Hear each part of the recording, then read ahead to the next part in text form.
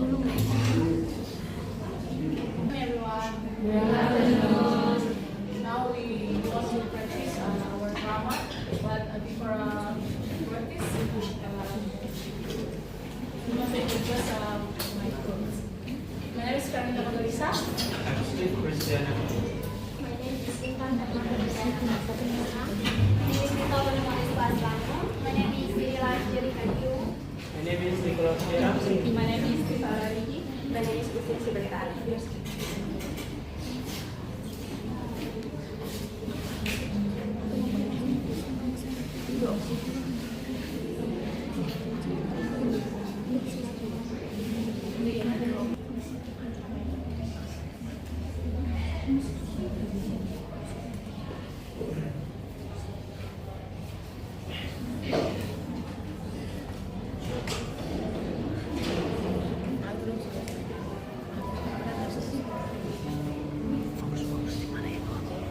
Once upon a time, on the island of Rode, lived a widow with her 2 children.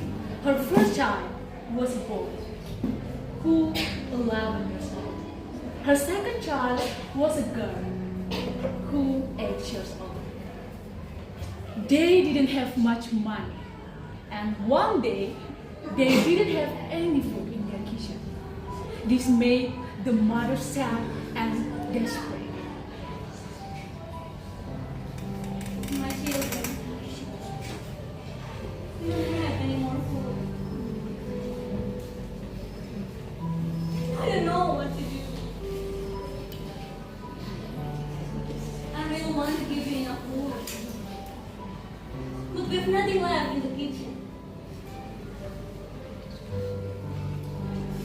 Trying my best to find a way. But it hasn't worked.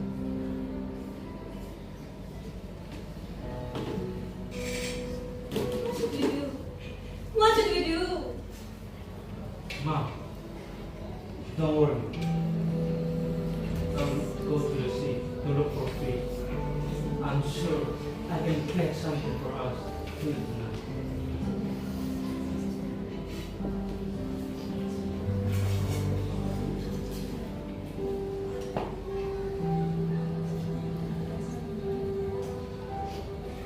Sister, stay at home and help Mom. I'll be back soon with some fish for all of us, okay?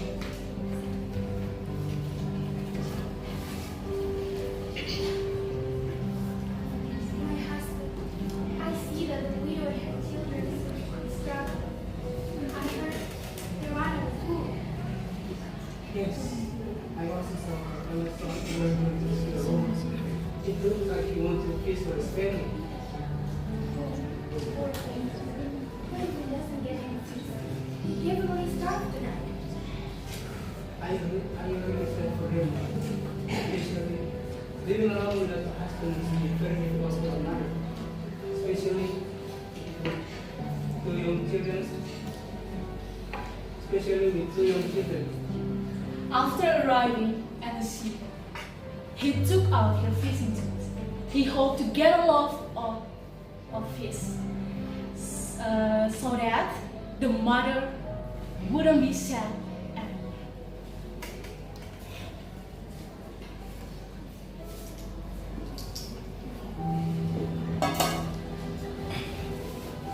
Hopefully, today I can catch a lot of fish.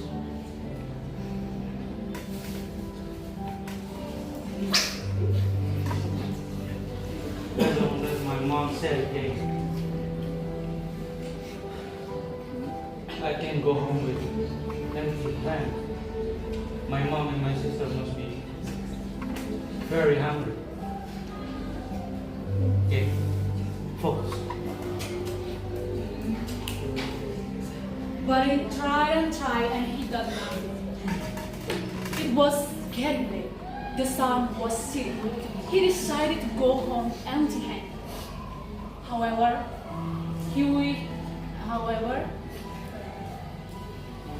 on his way back, he found some fish eggs that could be used as a sign for dinner.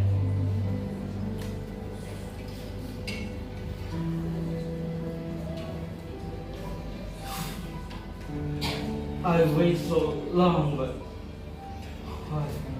I didn't catch any fish. Why? My mom and my sister must be disappointed. No. I must go home now. My mom and my sister must be worried about me.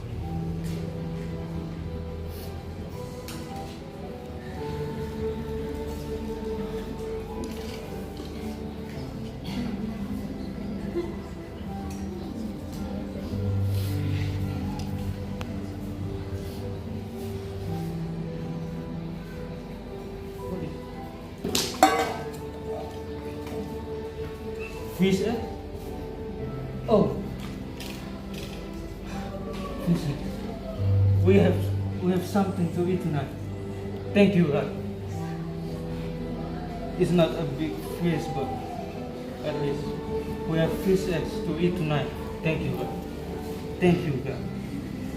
I must go home soon. The brother immediately went home and met her mother, so that the cook can be cooked immediately. After that, he asked her mother for permission to get her friend's house to do his assignment. Mom? Mom? I'm home. Oh, my Mom? son is already home. I'm sorry, Mom. I didn't catch any fish, but I found some fishes near the rock. I think we can cook this for dinner, Mom.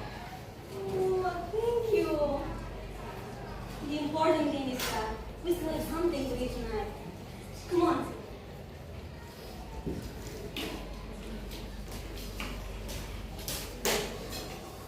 But, Mom, actually, I want to go to my friend's house now. I want to do some assignment.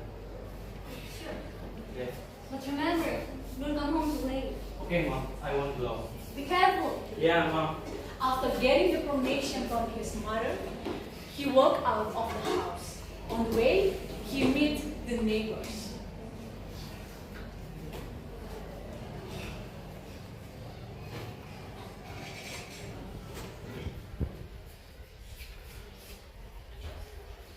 Hi, son. Oh, You just come from the sea, haven't you? Yeah. Did you manage to get some fish for your family? no, see, I didn't get any fish, but I found some fishes near the rock. Yeah, at least we have something to eat now. You are great, kid. You didn't told you that you didn't get any fish. You still try to find a way for your family to eat. Your mother will be proud of you. Don't ever give up.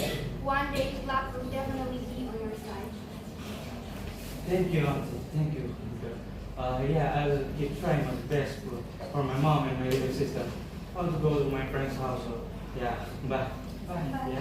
After talking with the neighbors, he left for his friend's house to do the homework.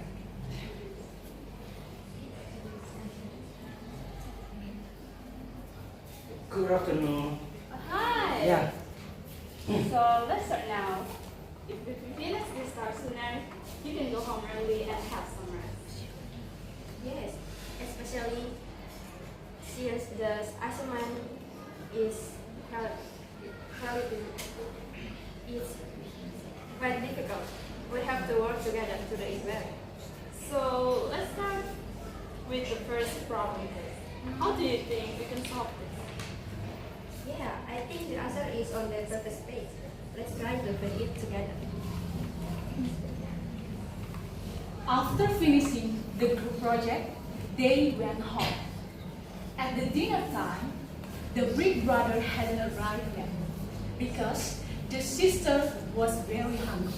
She ate all the fish eggs on the table until it was gone. I'm so hungry. My brother has not come home yet, and my mom hasn't told me to eat either. But my stomach can take it anymore.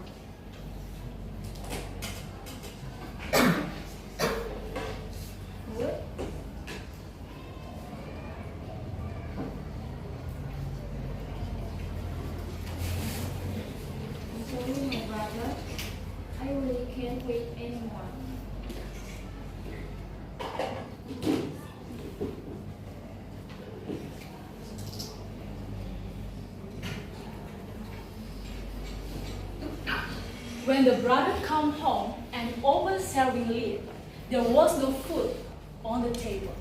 He yelled, which made the mother come and ask what had happened.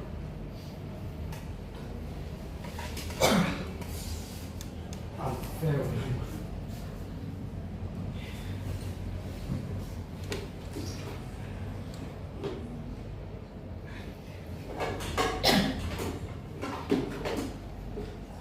Mom?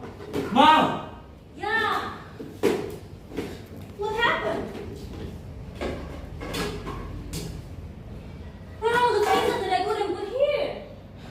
I don't know, Mom. When I came, there were only dirty dishes. Mom, brother, I'm sorry. I ate everything. I was really hungry and can't wait. Please forgive me, Mom. But the brother still sad and wouldn't forgive her sister. Mom tried to comfort him, but it was useless. Never mind, son. Your sister is just hungry, and she doesn't mean any harm. It's better to forgive her. Brother, wait! But the brothers wouldn't forgive her sister.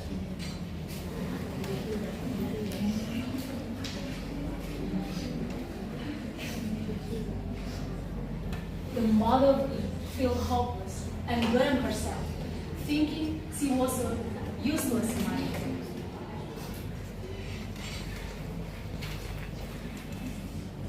I feel sorry. Yeah, but I care of my children. What kind of mother am I? I feel useless.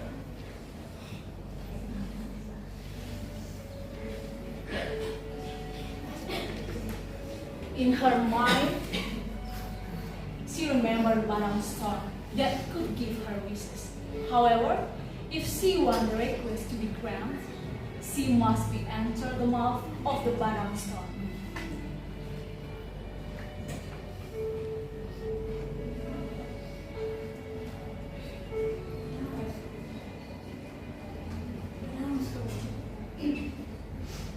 We just quit.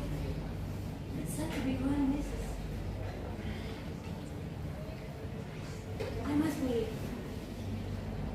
I must be there. I must believe that my sacrifice will not be in vain. But I must stop. If that's the way it has to be, I will go into her mouth.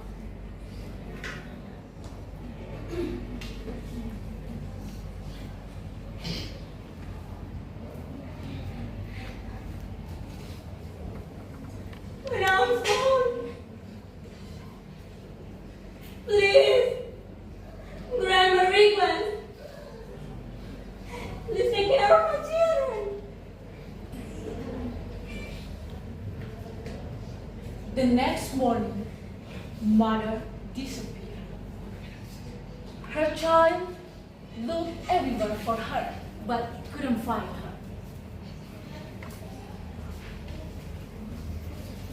Mom? Mom?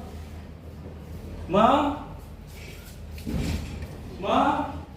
Mom? Mom? Where's mom? Mom? Where's mom? I don't know. Where did she I don't go? know, but we have to keep looking. Mom? Mom? Immediately, they found a piece of paper from their mom. At the dining table, I have three selfies for your breakfast, lunch, and dinner. I can't do with you anymore.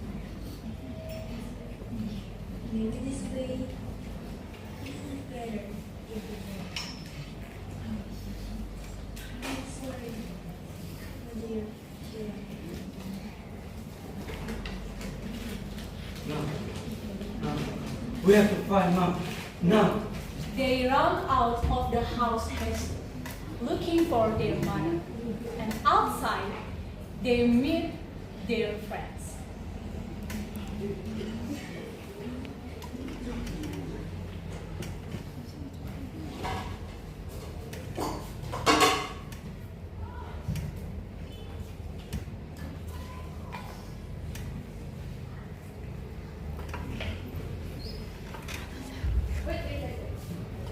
What's going on? What do you panic? What happened? Our mom disappeared. We couldn't find her. Oh my, where did she go? Did she leave a message? Yes, she left a note, and she said she couldn't come back. Oh, we have to stay strong. Don't give up. Come on, let's find your mom. On the way to the sea, they saw footprints and footprints on the bed.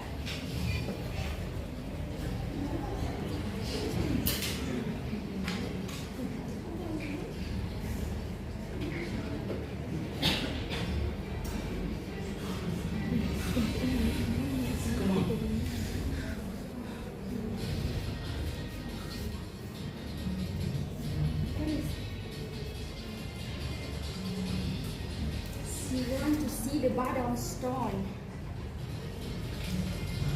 See the pieces. She must be there. Come on, come on, come on. They followed the trail until it ended near a rock called the Badang Stone.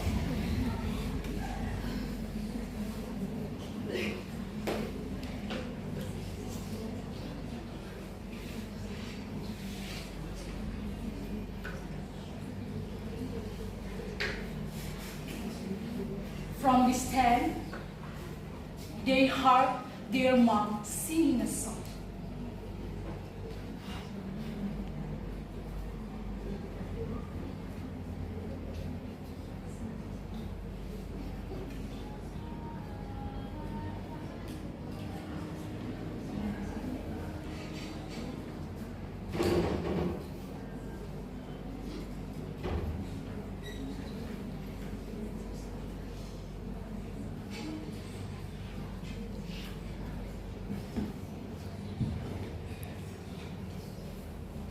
Mom? Mom? Mom? No. Mom? Mom? No, Mom. Mom! Mom! Please don't leave us. Mom! Mom!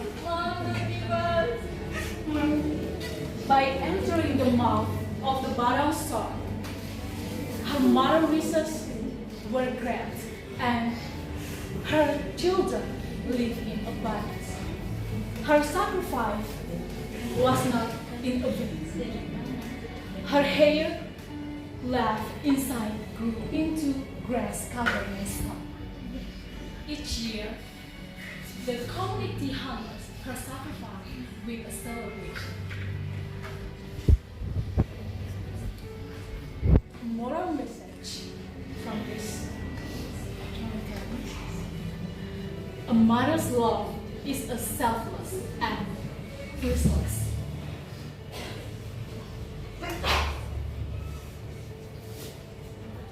Approach she and while she with you and the siblings, we have to care for one another with love and respect. That's all for us. Thank you.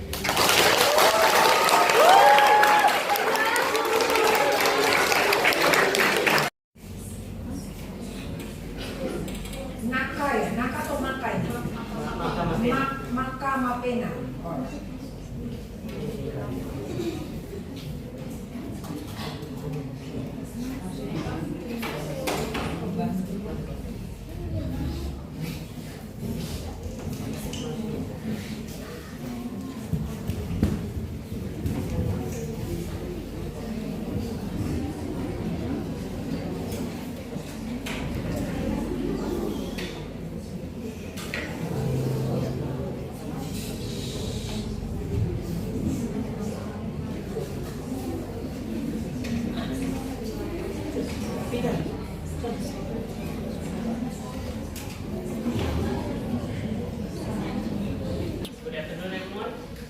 Good afternoon. My name is Samuel Megasper.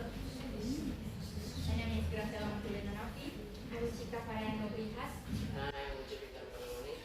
We're here to tell you about the story of Makamapena. Shall we begin?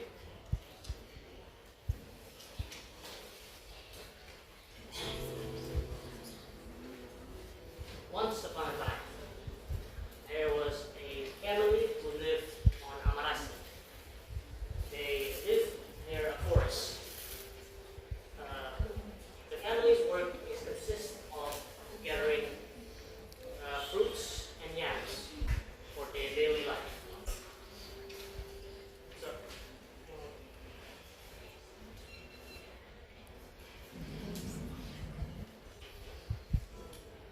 they, today they run out of food. So they went to gather food near the forest in a field where usually they find fruits and leaves. Where while they were gathering food, a bird approached the girl. Hey you!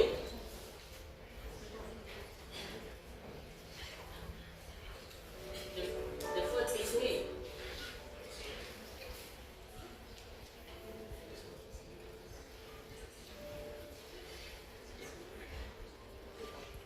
Yes, but we also want to eat. So, you want to eat? Yes, we want to eat. Okay. Now then, listen and do as I say. Go home with your parents and don't forget to tell your father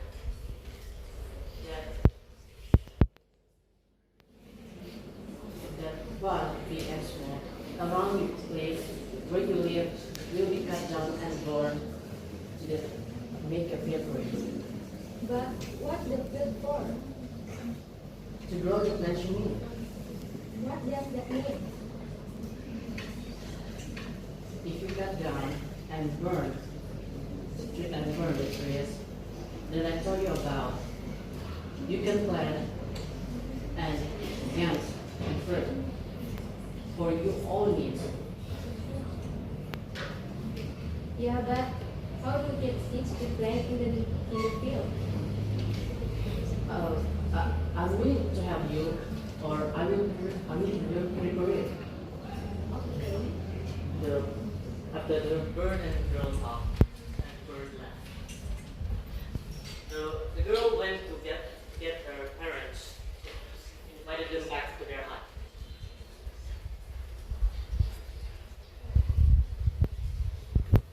After arriving at their hut, the girl repeated what the bird has told her. The mother agrees to what the bird's request. Okay, I'll do it. After approving the request, the next morning, the father went to the field, cut down trees, and burned them to make the field.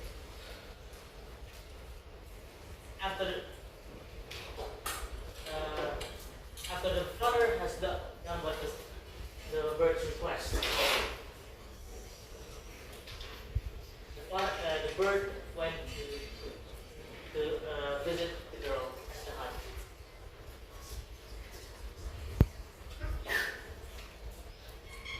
Oh, hi, Mr. Bird. So, what's the seed that we are going to use in the field?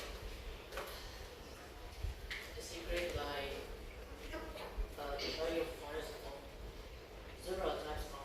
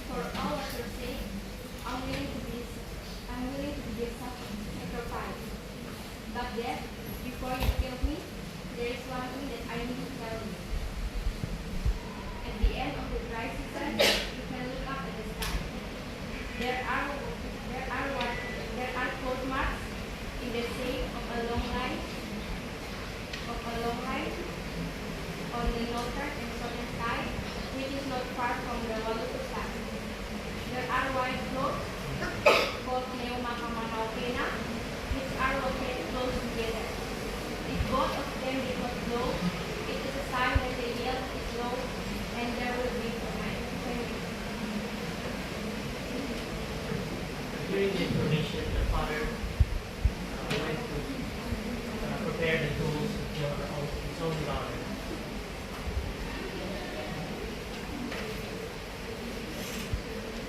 After preparing the tools, the father returned. Sweetie, are you sure? Will you be satisfied? I'm sure, Mom. It's my little. Sweetie, I'm really, really sorry. You have to go, please. The father and the daughter went to the house.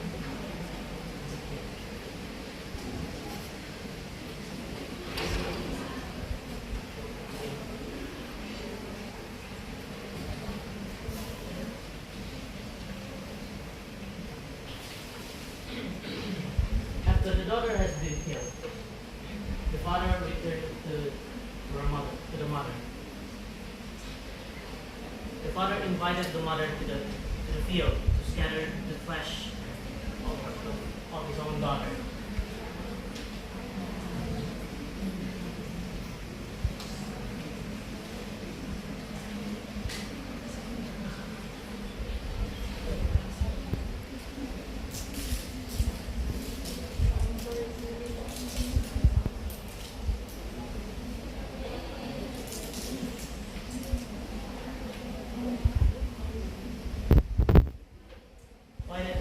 Finally, reality sets in. After 4 days, um, the flesh has grown into a golden, many-seeded plant, also known as pinna, or corn in of the word known as corn. Symbolize the flesh, and the second plant is rice, or symbolized as the tear of the daughter.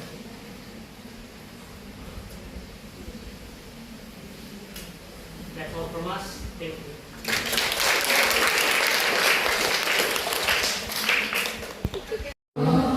My name is Katika, and I will deliver to you a story from Timor Island, especially from Soe. The title is The Goddess of Oihala Waterfall. Oihala is a waterfall that has 7 levels. The first level is said to be a place of a very beautiful goddess. Not just beautiful, this goddess is also have a divine power. In the past, the residents of Oihala often went to her and made requests, and their requests will be granted.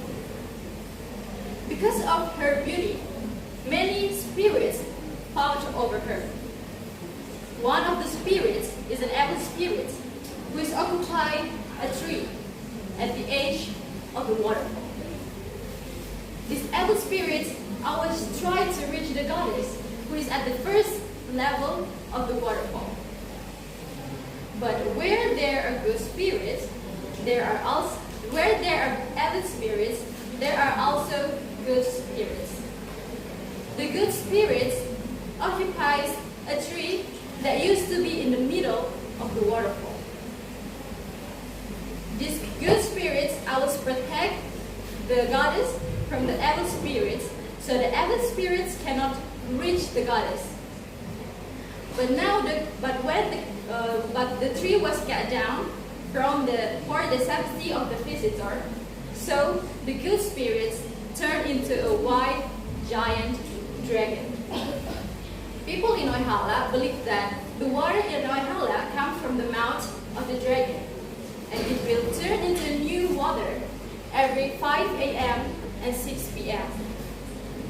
And the body of the dragon is wrapped around the waterfall to protect the goddess, and its head is next to the goddess to protect her from the evil spirits, so the evil spirits cannot reach the goddess or even touch the waterfall. It's said that the goddess is still at the first level of the Oihala waterfall until today. Okay, that's all from me. Thank you. It is not surprised that Ia later became a flower in England. Media and Ia were neighborhood. Then Wonge lived at northern of Ende. Meja was handsome, kind-hearted, and polite man. Whereas Wonge, although he come from rich family, he had a different character from Meja. He was very arrogant, bad-tempered. One day, Wonge came to convey his love. Yeah, you are beautiful. Your beauty inspired me. Your beauty is always present in my dreams. Wonge said. In the way to Nangapa Beach, Wonge met Ian. Confidently, Wonge expressed his love to Ian. Without waiting any longer while running, Ian said, "Hey Wonge the ugly man, head of Meja, I cannot love rude and arrogant men like you," shouted Ian. Wonge felt disappointed and fought Meja. A few days later, Wonge found Meja and Ian were walking together. He anger rose. Wonge took his machine and shouted, "Meja, you searched my sweetheart. Didn't you know me?" said Wonge. "Yes, I know you, and I didn't afraid of." Meja replied. Wonge was angrier when he listened Meja's word. He cut off Meja's head and instantly, Meja was lying down lifeless. Seeing that her lover was no longer alive, Ia could only really happy and cry to Meja's lifeless body. Until now, the people of Ende believe that the machine that Wonge used to cut Meja's head became Ende Island. The head of Meja that was separated from his body became the island of Kor. Wonge, Ia, and Meja they became the three mountains in Ende that still exist today. Mount Ia is a volcano that is still active today, and the Ende people believe that if Ia erupts, it is a sign that Ia is crying for a lover Meja. Mount Ia has until now faithfully accompanied his beloved Mount Meja south of the city of Ende. Wonge, full of anger and hatred, went into seclusion in the northern city of Ende. That's all from me. Thank you. I'm from class 3. Today I will bring you a story from Somaliland. The title is The Legend of Guatemala. In a fertile village, there lived a diligent farmer. Every day, he lovingly tended his garden. However, one night, his garden was devastated by a wild boar attack. The farmer was devastated to see the fruits of his labor destroyed. With strong determination, the farmer took a magic spear called Lumburangata. He promised to catch the wild boar. In his quest, he followed the boar's trail to the beach. There he met a kind turtle demon. The turtle demon offered to help him cross to another island.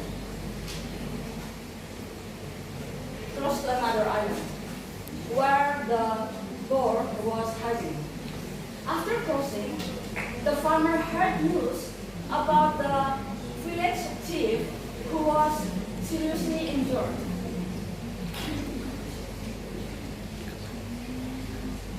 The farmer was confused, but he knew that he had to do something.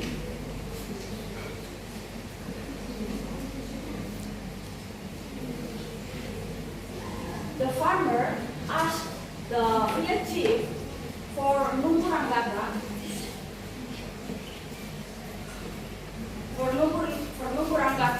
and the auspicious stone Watu Maladong. After practicing hard, the farmer was ready to face the chief. With courage and perseverance, he defeated the village chief. After the fight, the defeated village chief handed over the Watu Maladong to the farmer. The farmer promised to look after the stone,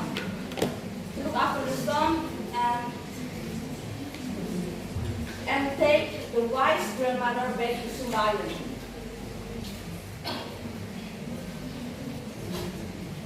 With Watu Maladong, the farmer grows natural resources and springs. making Sumba Island,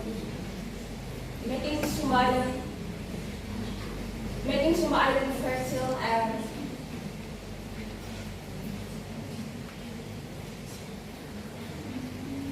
making Sumba Island fertile. Since then, Watu Maladong has become a symbol for blessing for the island. Thank you.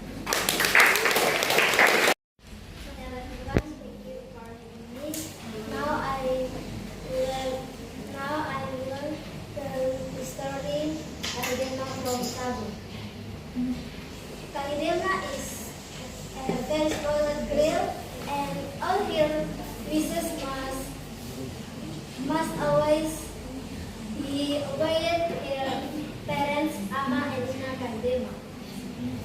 One day, Kahidema woke up her sleep and Kahidema crying immediately on the preparation and questions from her parents.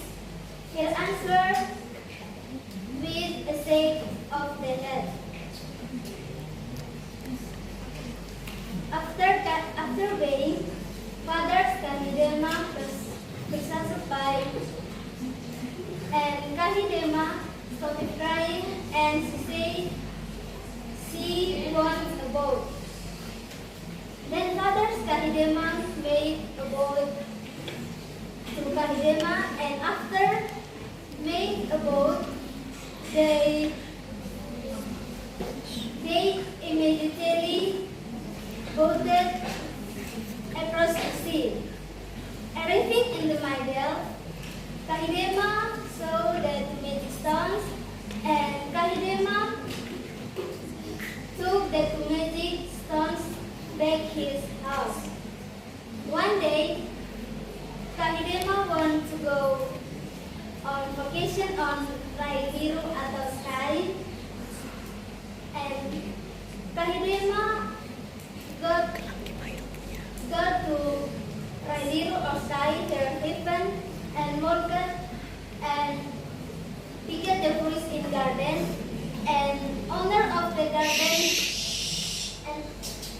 and owner in the garden is named Delozaru. When Delozaru said the plants had been damaged and here become angry, when Delozaru saw the beautiful Kahidema, he all angry disappeared, and Delozaru fell in love Kahidema. Tanga Manurai became anxious and suspicious because her husband Kahidema never came home again. And then Tanga Manurai told the servant to follow Tanga Manurai of the garden and to see what happened. But Delozaru told the servant because he will not come home again because he fell in love with Kahidema, a sweet girl from earth. Tanga Manurai understood her husband's mistake. She gave the Kahidema masters with a condition. Then Kahidema won. Kahidema would became Delozaru's wife, and with the help to magic stones, Kahidema won, and Kahidema become Delozaru's wife, and Kahidema stayed in Rai Biru or Sky. That's all from me. Thank you. Everyone. Good afternoon. My name is Ellen. So today I will Coba jangan ribut ya, ini Anda punya teman, punya nilai nih. Kalau Anda mau bicara silahkan keluar. Jangan bicara dalam kelas. So as long as you are in the classroom, keep your mouth shut. If you want to talk, go outside. Thank you. Go on, Emily. Today I will tell you about story Mone Hebaka from Satu Island. One day, a baby boy was born into the world. He was named Mone Hebaka. Mone Hebaka was born with crooked hands, closed eyes, and speech difficulties. Leaving his family to abandon him in the forest. Alone and scared, he cried for help until a kind hunter found him and raised him as his only son. As he grew up, Mone became strong and devoted to his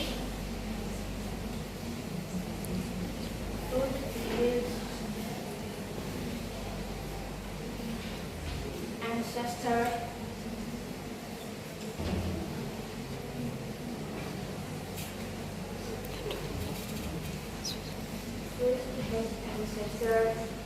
The wish got right there.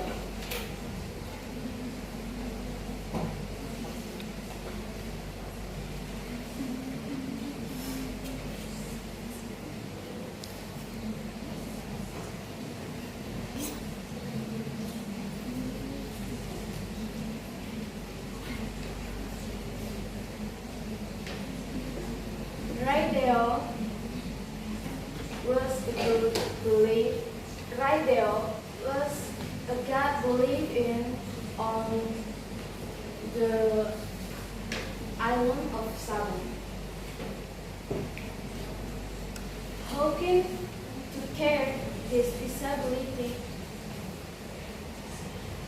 he set out to meet Raideo.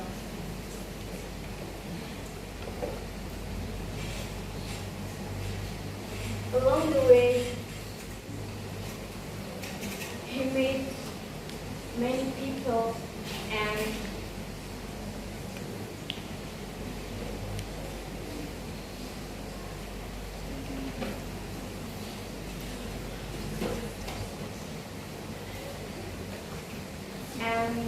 he helped a great grandmother and injured grandfather and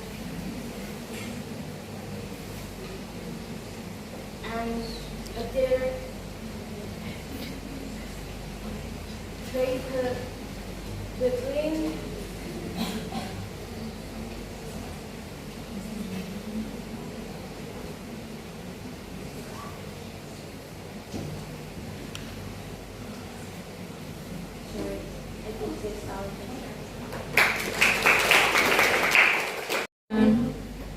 Today we will present a folk story from Sumba titled The Legend of Lopo and the Rice Fairy's Guardian. So first of all, let us introduce ourselves. My name is Elvira Dekalan. I will play as the Rice Fairy tree. my name is Gatlani. I play as the first rice fairy. My name is Fatima Ramadaya. I play as the Rice Fairy. My name is Elvira Dekalan. I play as Kamli. My name is Hamidani. I play as the mother of Ramli. My name is Rosalia Almasuni. I play as Tia, a diligent and kind food explorer. Enjoy.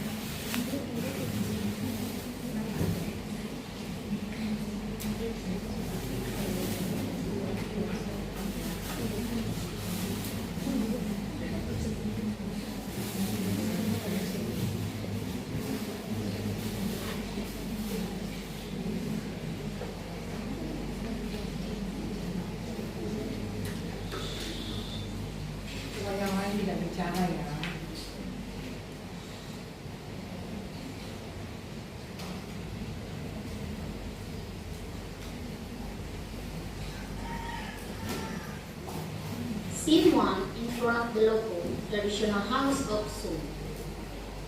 The stage shows a Sumbanis village setting. A typical ancient group house from the Sumba region is called Lopo by the residents there. On the sides of the stage are rice fields that are ready to be harvested. Birds are heard chirping. The weather is really beautiful today, and the wine is blowing cold, and the sun is bright. For the day to harvesting the rice. Dia, come here. Yes, Mom. How can I help you?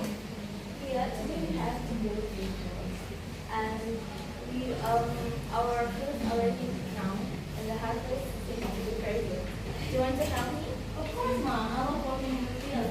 I don't know if you have the best as I can. That's the kind of spirit you like. Always remember, Leah, this rice that we plant is our birthright. If we take care of it, it feeds us. But if we are lazy, it will really not get anything. Rambu, come out. Yes, Mom. We're going to work now. When do I have to work with you?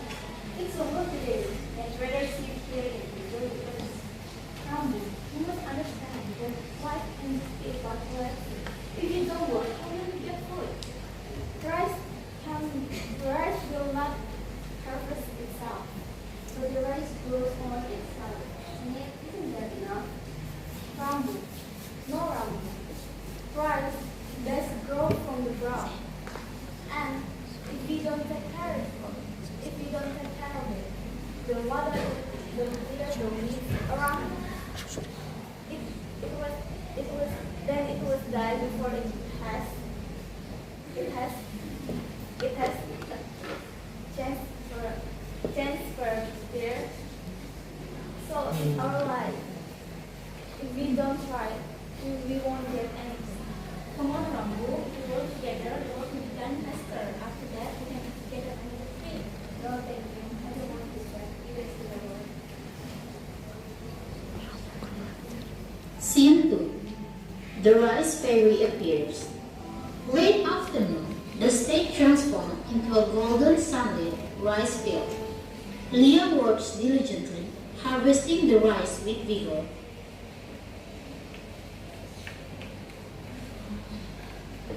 Thankfully, the harvest this time is really good. Thank you, Mom, for teaching me how to take good care of the rice.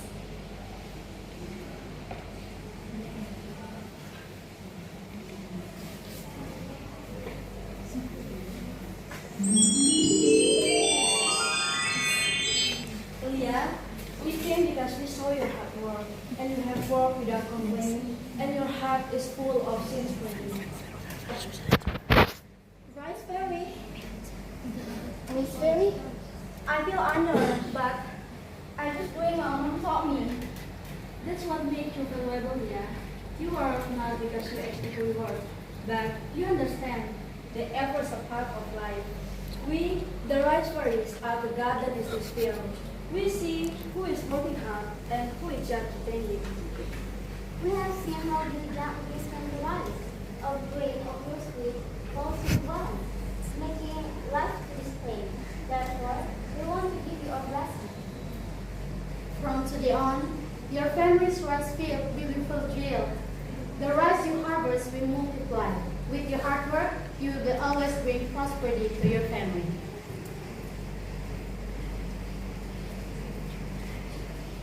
Thank you, Rice Fairy. I will always take care of the rice.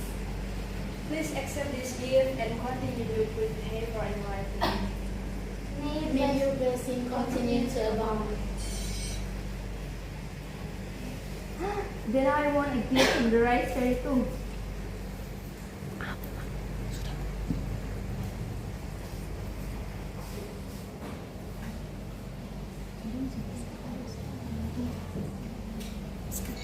He's really just playing around.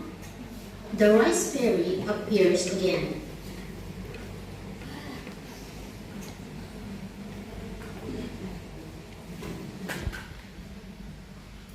Actually, I don't want to do this though. I just want a gift from your rice fairy.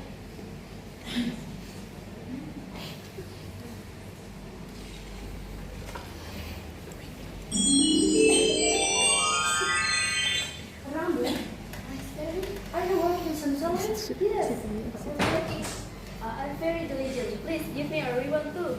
But you see, you're just pretending, not really doing it right. People who work out of sincerity will be blessed, and those who work out of greed will get nothing. Because of your action, we will punish you. We will make the land right so that no plants can grow on it. This sign is the result of your laziness, greed, and your dishonesty. No. No.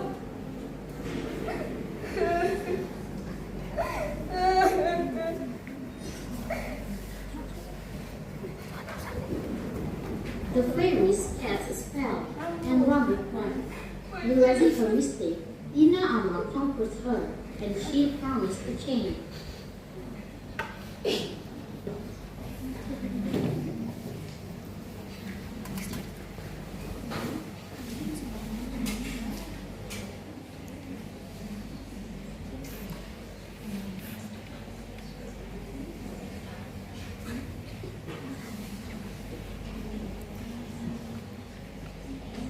Scene 4, the happy ending. Leah celebrates a bountiful harvest. Rambo begins to learn to work honestly.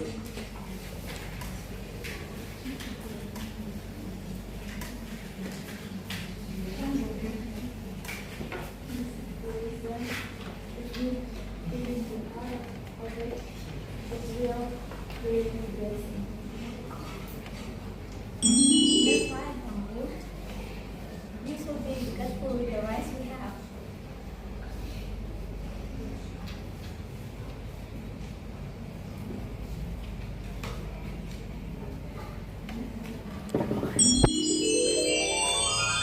Rambo, I see you realize your mistake. Yes, I was wrong. I was waiting for something. Well, we can see that you have changed. Because you have changed, we fairies decided to leave our spell. Thank you so much, Rice Fairy, for being my friend. Thank you so much, Rice Fairy. Remember, Rambo, don't repeat the summer mistake. We wish you a blessed field.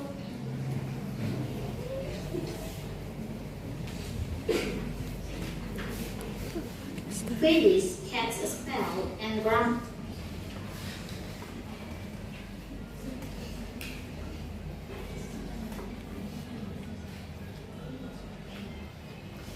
The rice fairies live and have a happy ending.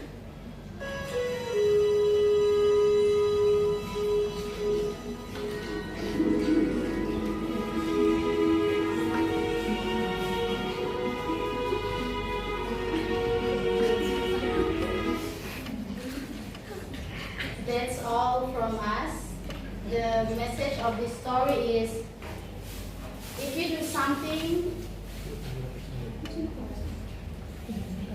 please use with our heart and please don't hope for any rewards, so that our result of work will be better than what we expect. That's all from us. Thank you.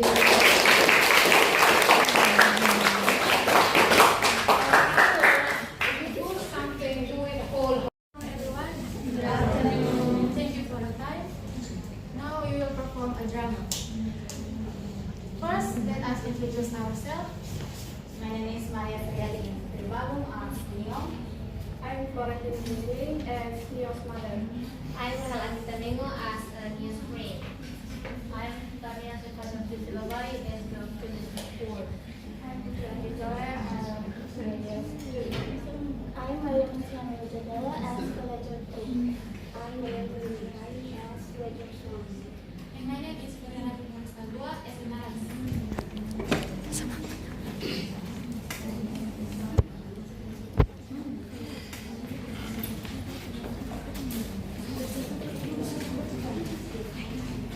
Masa kita dari depan sih? Di depan itu. Dari depan sama. Bisa depan ke depan. Boleh balik sebelum cuma masuk. Let's go. Saya sama.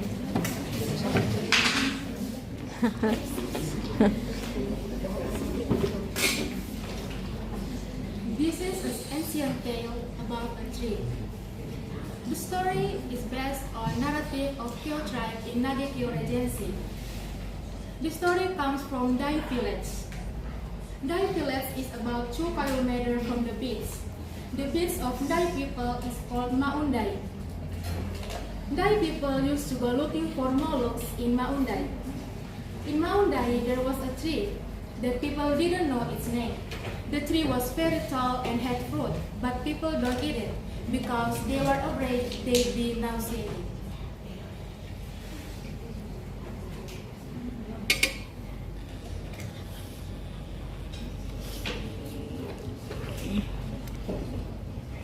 What are you looking at? The tree. Are you crazy? We know we'll get nauseated. Yes, I know. I'm just curious. I think so, but I'm too afraid to try it. Guys, don't be weird. Let's go home now. It's getting late.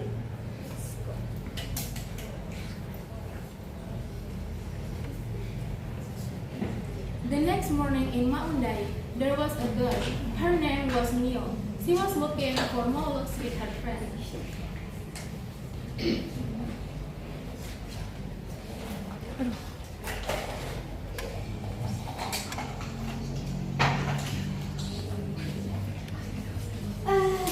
It's time to pick the mollusks.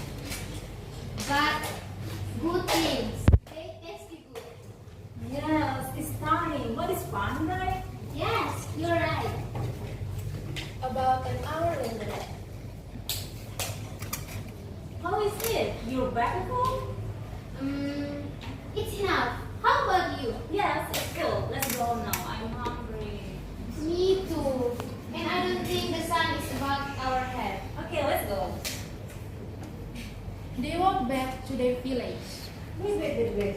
What's wrong with you? What is Jennifer?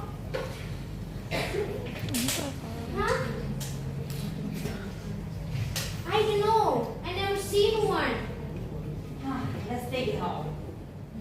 Is that okay? Can you plan it? Yeah, I think so. Okay. I take part it, Mom. Oh, I will help you. Okay, thanks.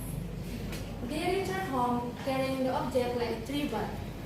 Arriving at the village, many people were watching. They asked each other what Neo was holding, but no one knew.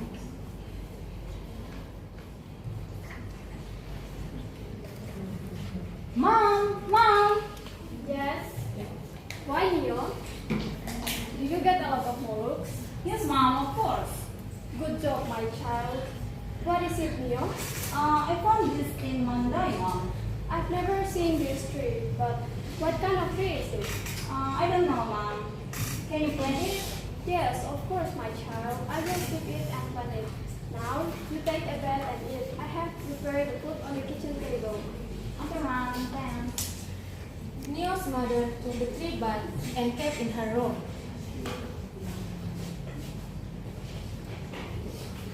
But each day, the shoot grew taller and taller.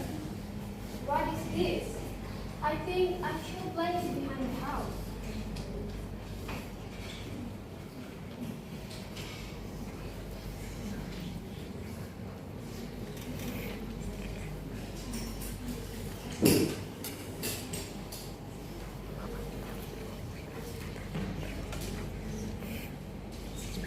It should be enough.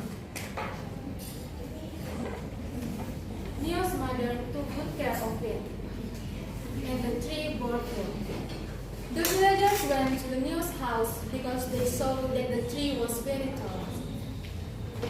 Wow, guys, look at that. The tree is very tall. Wait, the tree is similar to the tree in Mandai, which is it? That if we eat it, we feel like nausea and drunk. But no one ever tried it. Yes, I agree. Yes.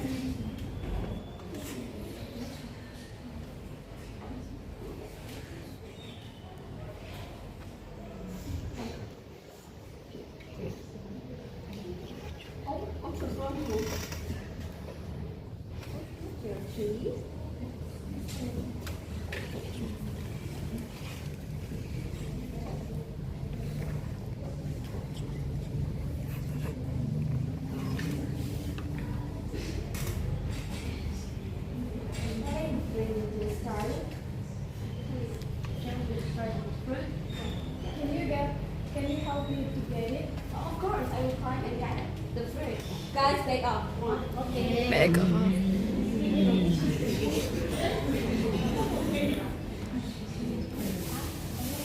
Astagfirullah.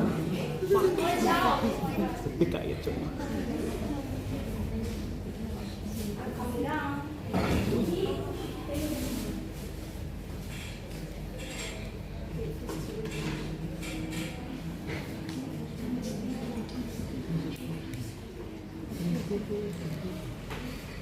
I'll try to open it. I tried to open it. I think I need a maturity to open it. I got it. This is the magic. Thank you. Neo's mother opened the fruit, and they were surprised to find water in it.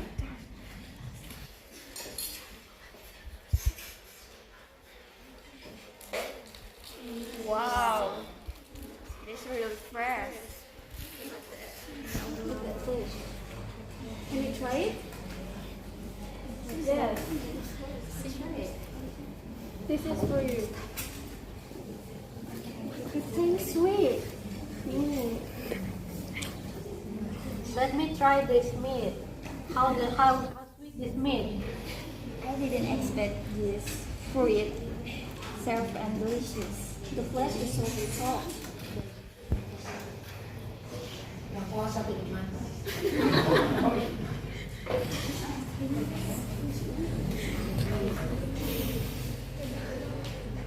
I think let's sweep land around this village so we can try this fruit everywhere.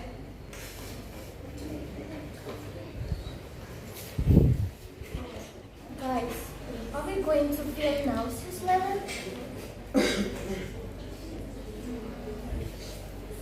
After a while, nothing happened to them. I feel good. Yes, you too. Yes, me too. This fruit is edible. By the way, where's Neo and her friends? They're going to play at the beach. I will eat this fruit and give it to them to eat. What's the name of that fruit? Since Neo brought this fruit, I will call this fruit Neo. Thank you. I love you, Neo.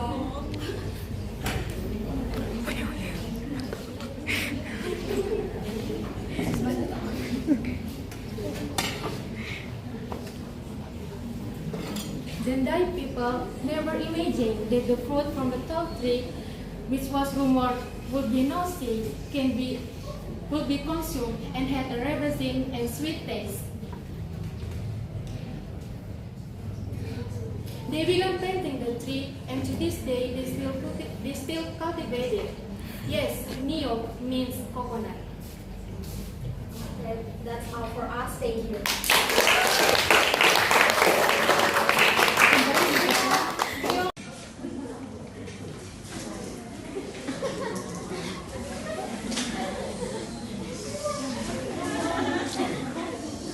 Kalian menghadap ke sini. Nah, begitu.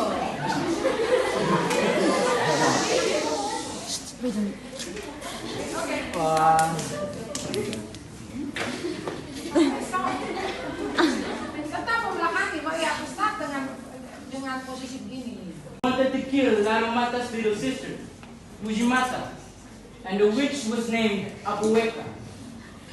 Every time before Larumata went hunting, he would always tell his little sister to stay in the room until he returned. Sister,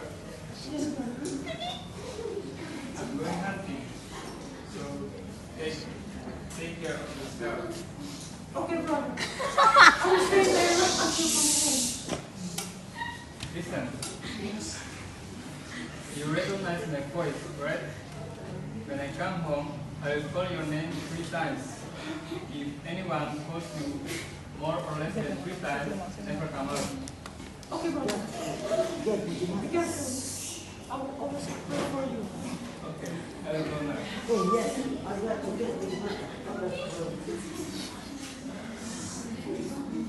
It turned out there was a shepherd who led the procession, and from this, he knows how to get Mujimata out of the room. On his journey, Mujimata, the shepherd with Mujimata. Meet Mujimata. Upward comes. Hey, shepherd. Hey, Apu. Where have you been? I just came home from visiting the ghost. What's up, Apu? I have a request to you. If you fulfill it, I'll give you a gift. Whatever you ask, I will do it.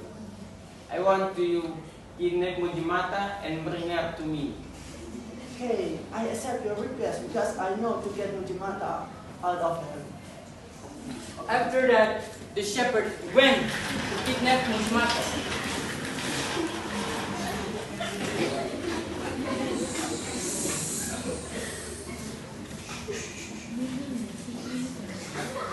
He imitated Narumata's voice to call Mujimata, and this is what happened. Mujimata, Mujimata, Mujimata, I am home now. Hearing that, Mujimata came out. But when she came out, the shepherd immediately caught her and took her away. Oh my God!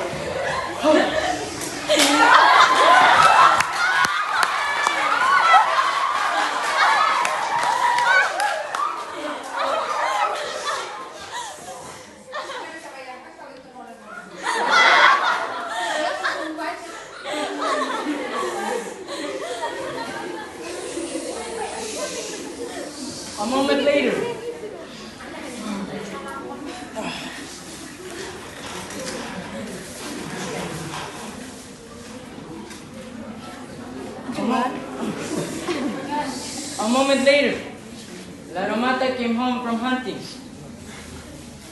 He put down his catch and began calling his little sister. Mujimata, Mujimata, I'm home. Come out.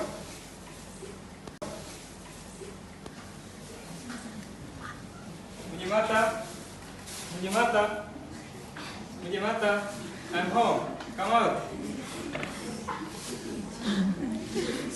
Oh my God, where's my sister? Knowing that sister is gone, he immediately prepared his weapon and began searching for her.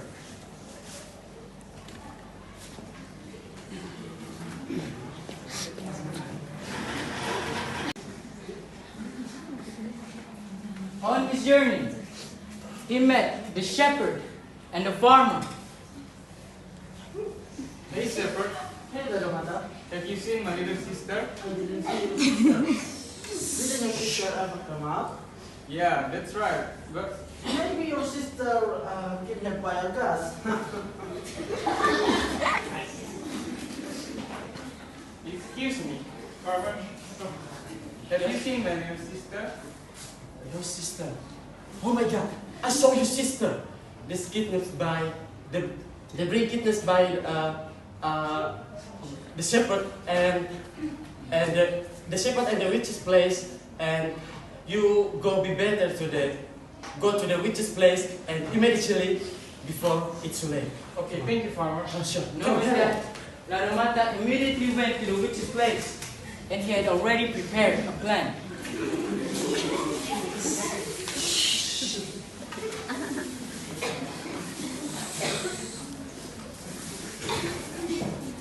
Hey, Apu. What are you doing? Today I'm very happy. Finally, I got what I always have wanted. Wow. But you look so tired. Can I give you a message? Really? Yeah. If you find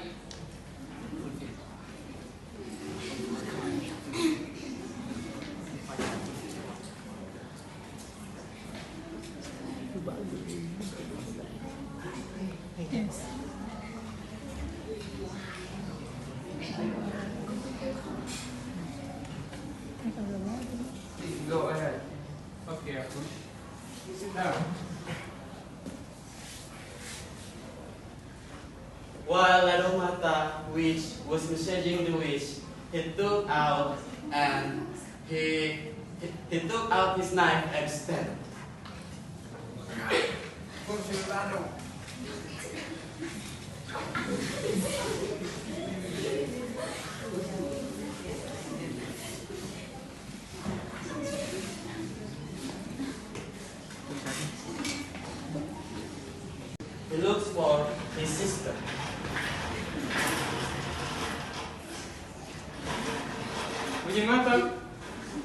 are you? He began searching relentlessly until finally he found her. Oh my God. Sister! Sister!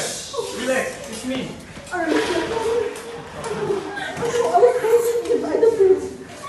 You don't need to be scared anymore. I have killed the witch. Let's go home.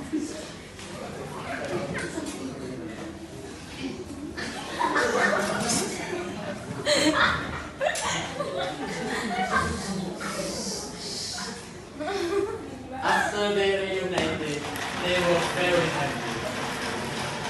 On their journey, they made halfway. Shepherd. Where do you find your little sister? Yeah, that's you were. It turns out that you were right. My sister was kidnapped by a ghost. Thank you, Shepherd. Sorry.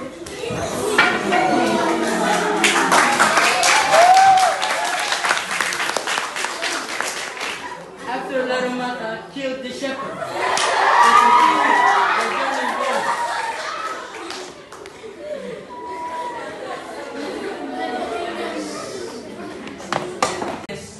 all evil will never have a good ending, and the good will be victorious, and what you sow, you will reap.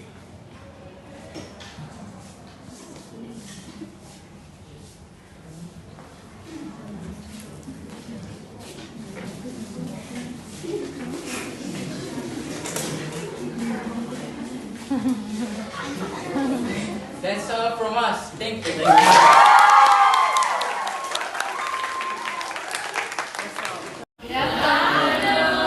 I would like to share a story about Manaikum, the youngest son from Belu. In a village in Belu Regency, there lived 7 brothers. The youngest named Manaikum. One day, their father asked them to guard the garden from a white boar. His 6th brother failed to catch it, but Manaikum managed to warn the boar when they ran off another direction with its 2 children. Manaikum and his brothers caged the boar into the Metamau forest and managed to kill him. After sharing the meat, they returned home. However, on the way, his 6 brothers plotted to get rid of him. However,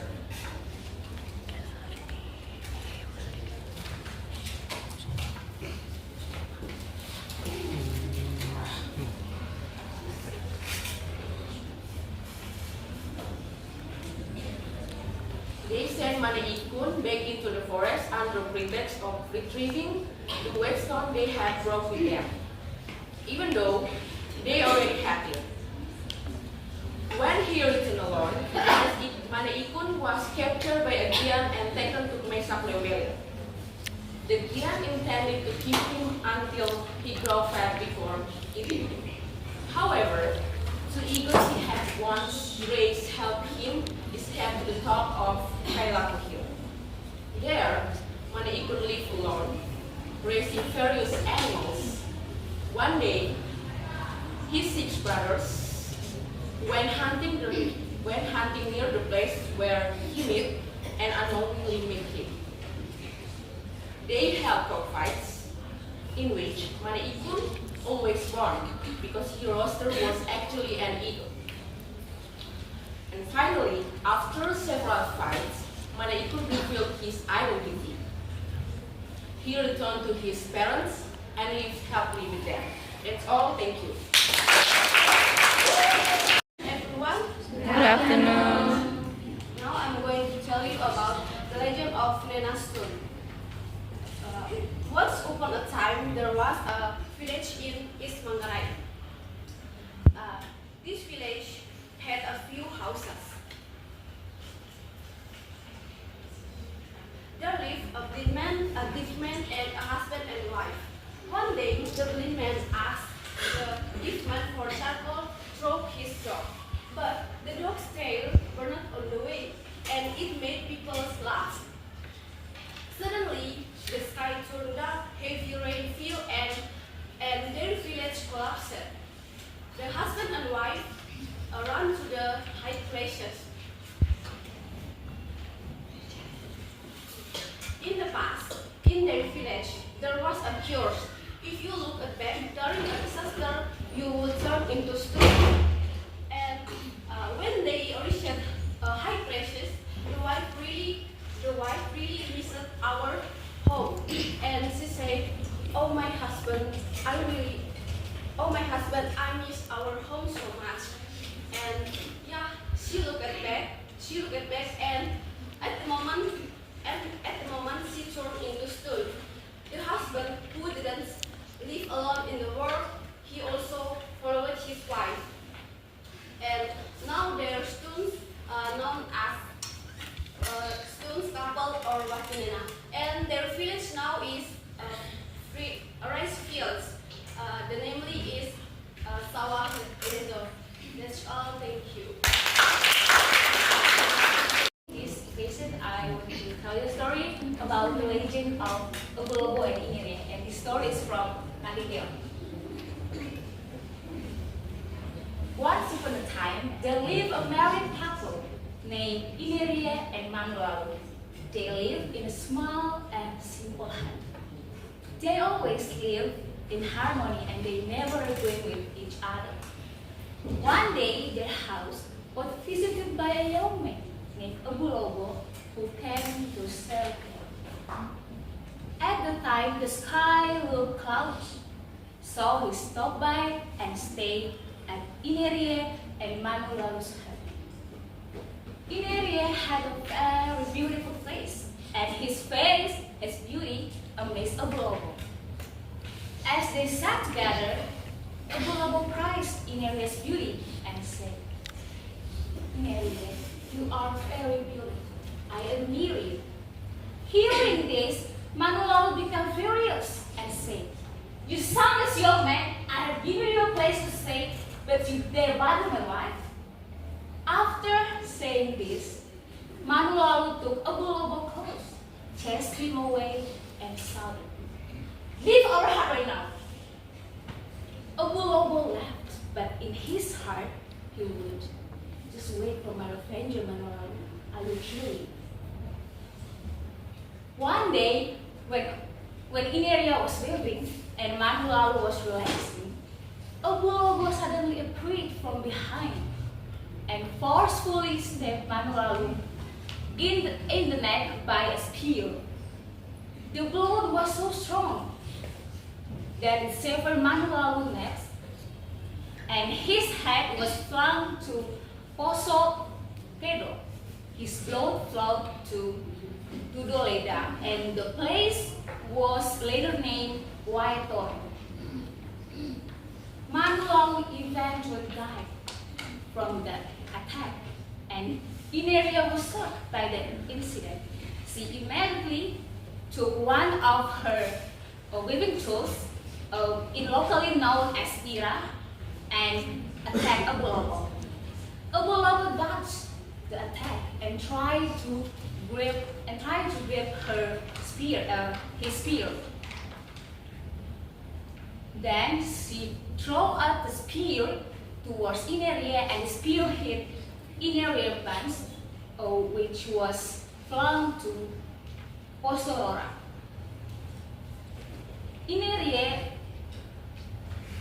Ineria took Ogulobo's spear and threw it to Ogulobo's neck, and the spear struck Ogulobo's back.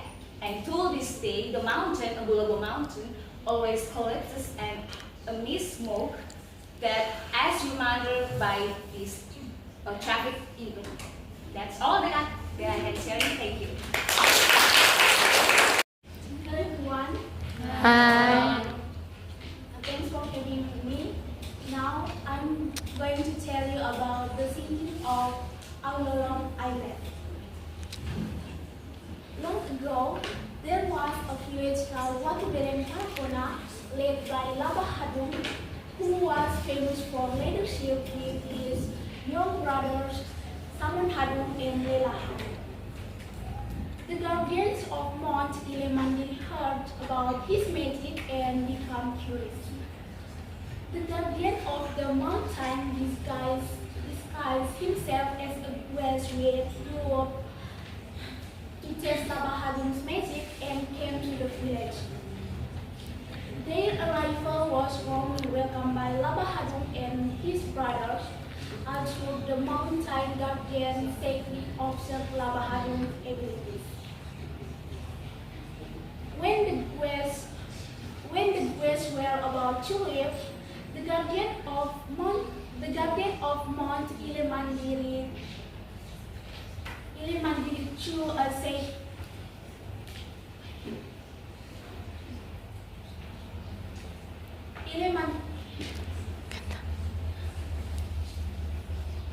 Ilemandiri Chu sacred spirit.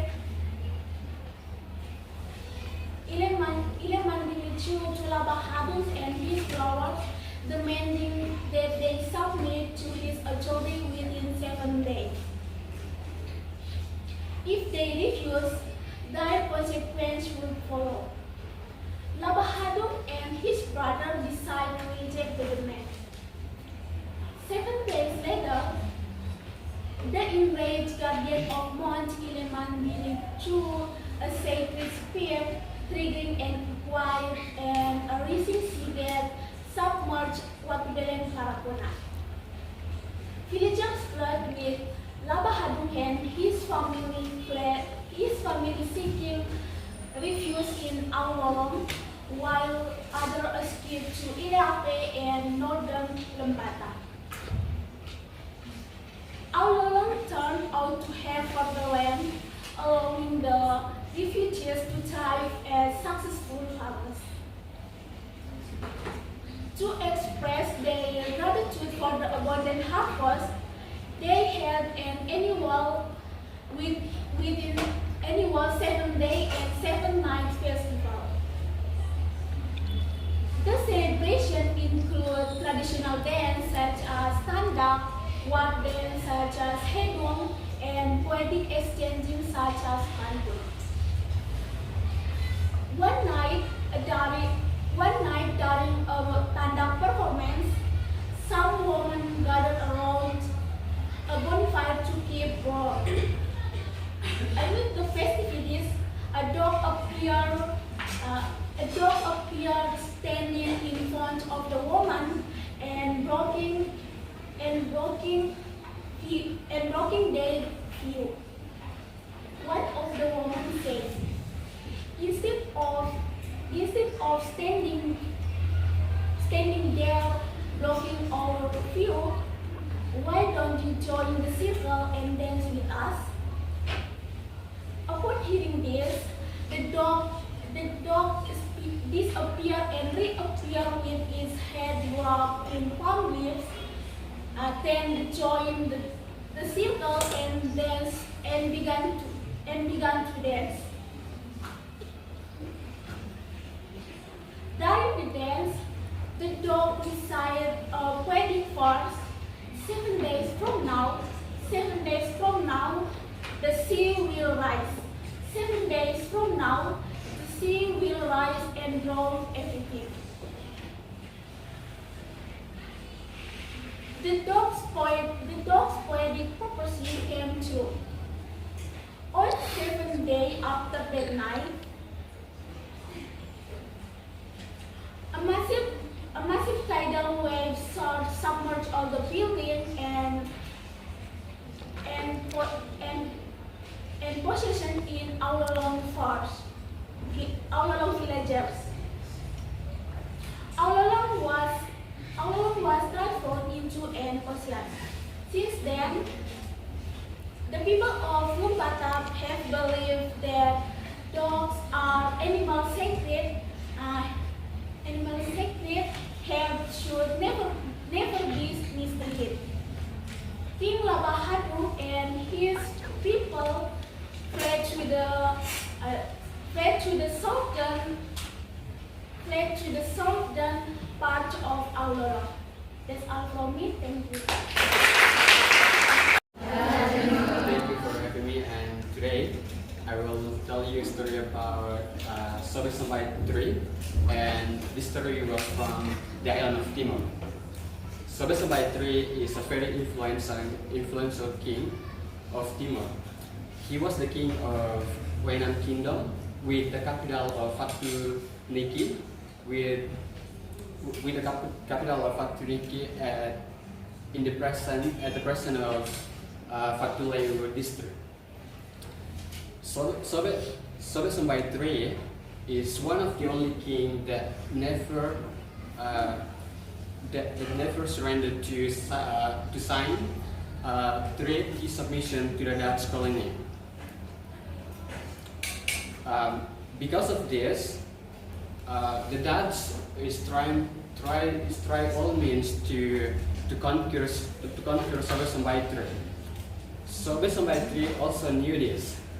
Therefore, Sobe-Sambai III, together with all the people and all the mayor is known as warlords, began to build fortress. The three fortresses are being built, namely the Ektok Fortress.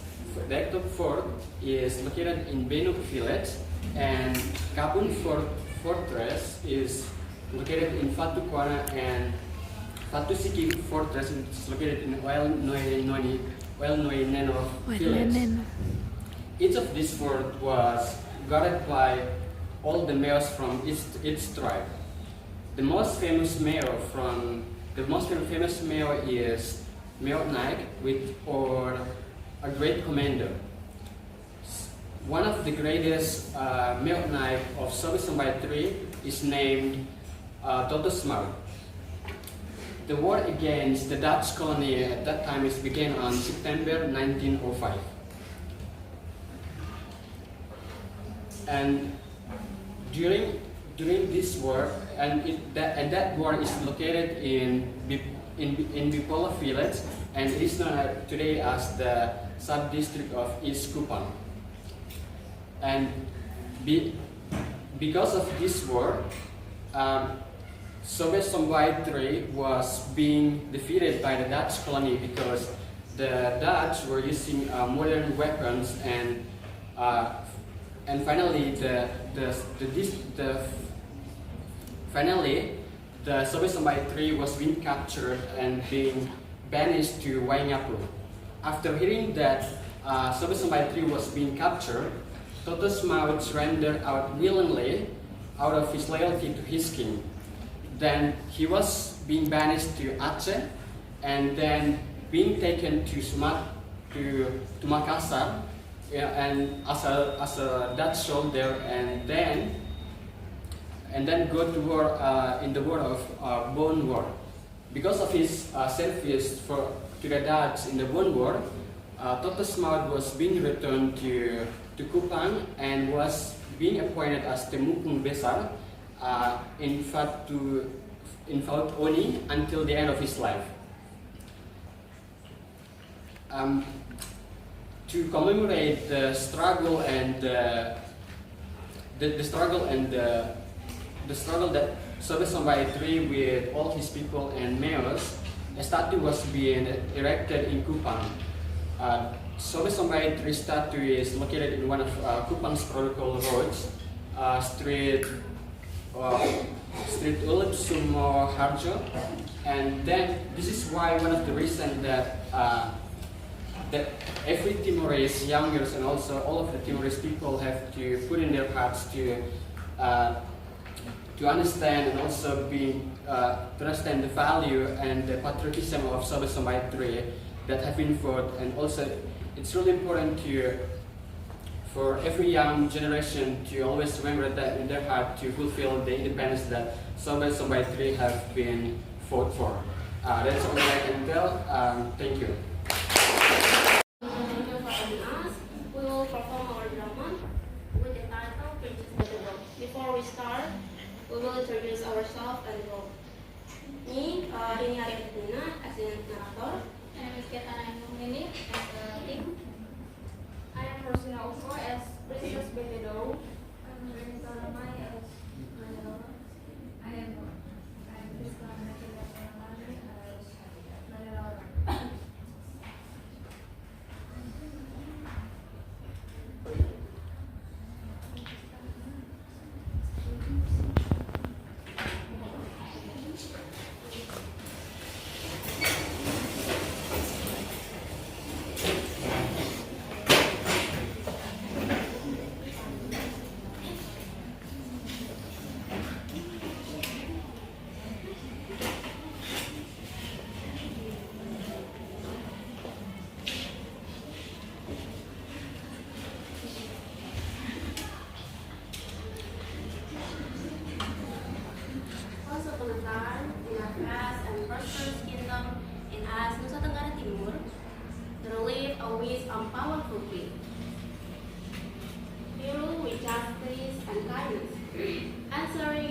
captain of his people.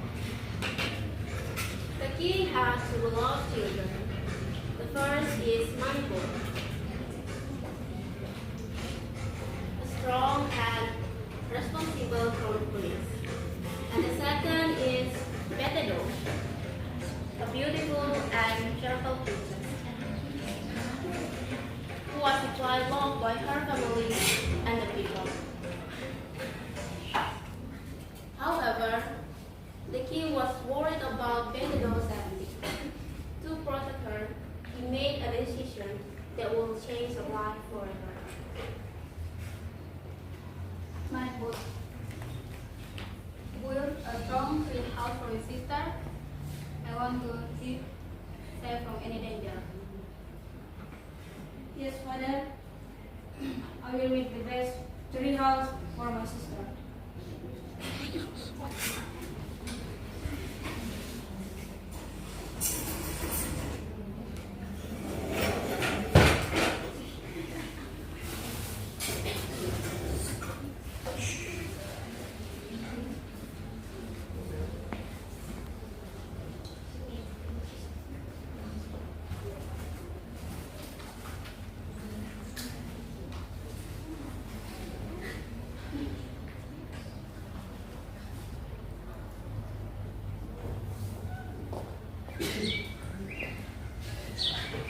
As time passed, Betedo lived in her poultry house. True, she was safe. She often felt lonely. To ease her sadness, she will sing, pouring her heart into every word.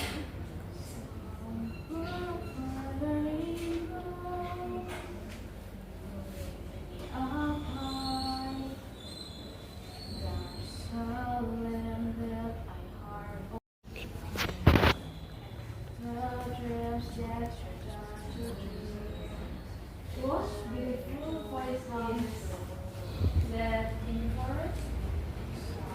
Far apart the rainbow, shadow, the trail that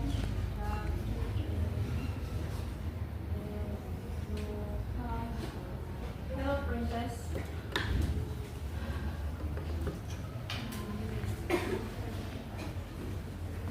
I am Manaloro, a prince from the kingdom of Flora. What's your voice? I heard. Yes, it was me. I seem to make myself less lonely. Are you lonely, Princess Betedo? Sometimes I want to walk freely on the ground and talk to people, but my parents chose this place for me.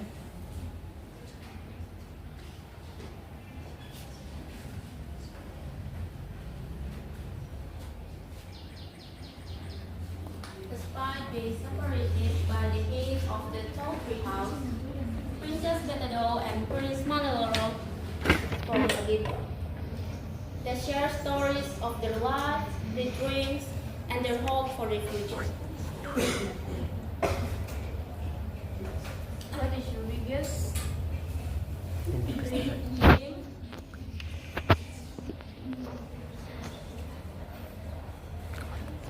What is your biggest dream, Betedo?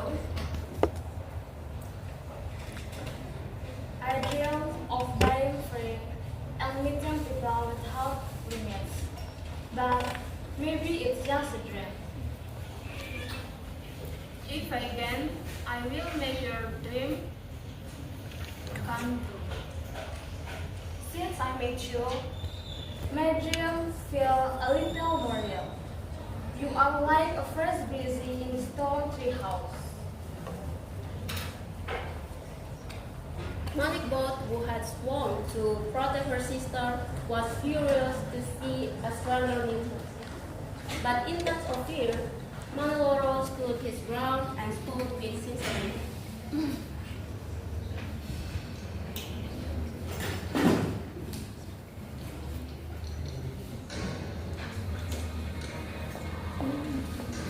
What I really need, bring it.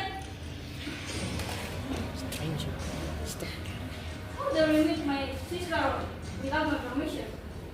Forgive me, I am Maneloro from the kingdom of Loro.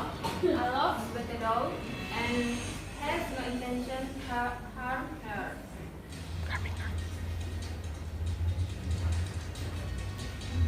I'm just worried about my sister. But I see your sensitivity. I forgive you.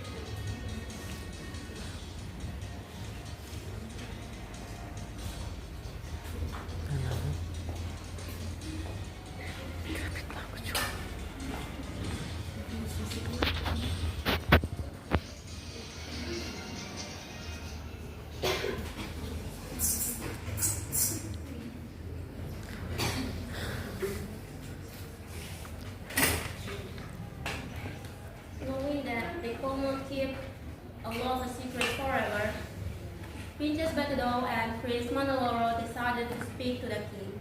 They know that only with his blessing they could be together.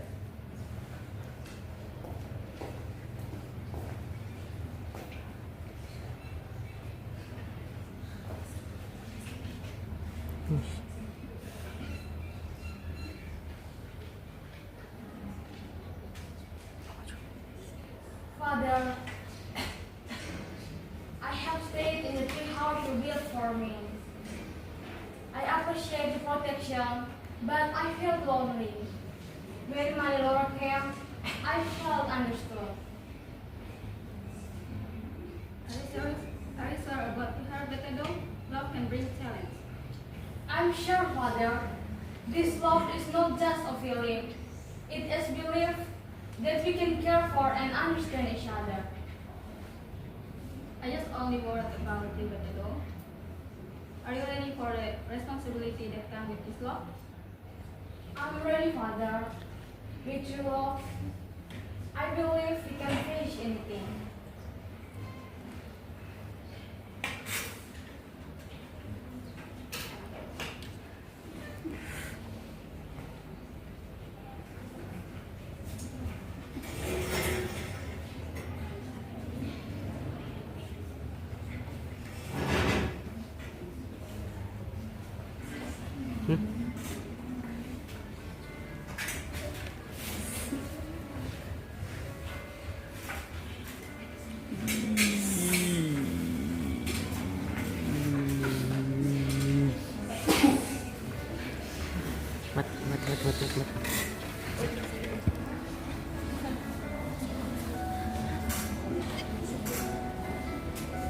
With the blessing of their families and people, Princess Betado and Prince Manaloro were married.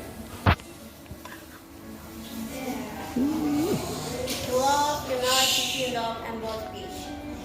No longer confined in a lonely tree house, Betado finally lived of life. Widih, big kotor. Malu mati. Pilih. She had always dreamed of free, love, and happy. And so, they live happily ever after, hoping that true love can overcome any challenge. Thank you. Now I will tell you about the legend of Febini. The legend of Febini tells the story of a grandmother named Binitange who lived in a village in southwest Sumba. Grandma Winnie is a widow who has a pig that she loves very much. The pig was left behind by her deceased husband. One day, a man with rage against Grandma Winnie stole her pig and killed it. The man distributed the pig meat to the village, but no one dared to tell Winnie's grandmother about the incident. Grandmother Winnie was very sad and angry when she found out that her pig had been killed. she decided to leave the village and go to a distant place. There, she met a Marapu who offered to avenge her. So, the Marapu told him, "Tomorrow, before sundown, leave your village. Take only the bare necessities and remember, once you leave the village, never look back, no matter what happened." Grandmother Winnie was left the village with her friends, Grandmother Kawena. However, her friends disobeyed the Marapu order and looked at them.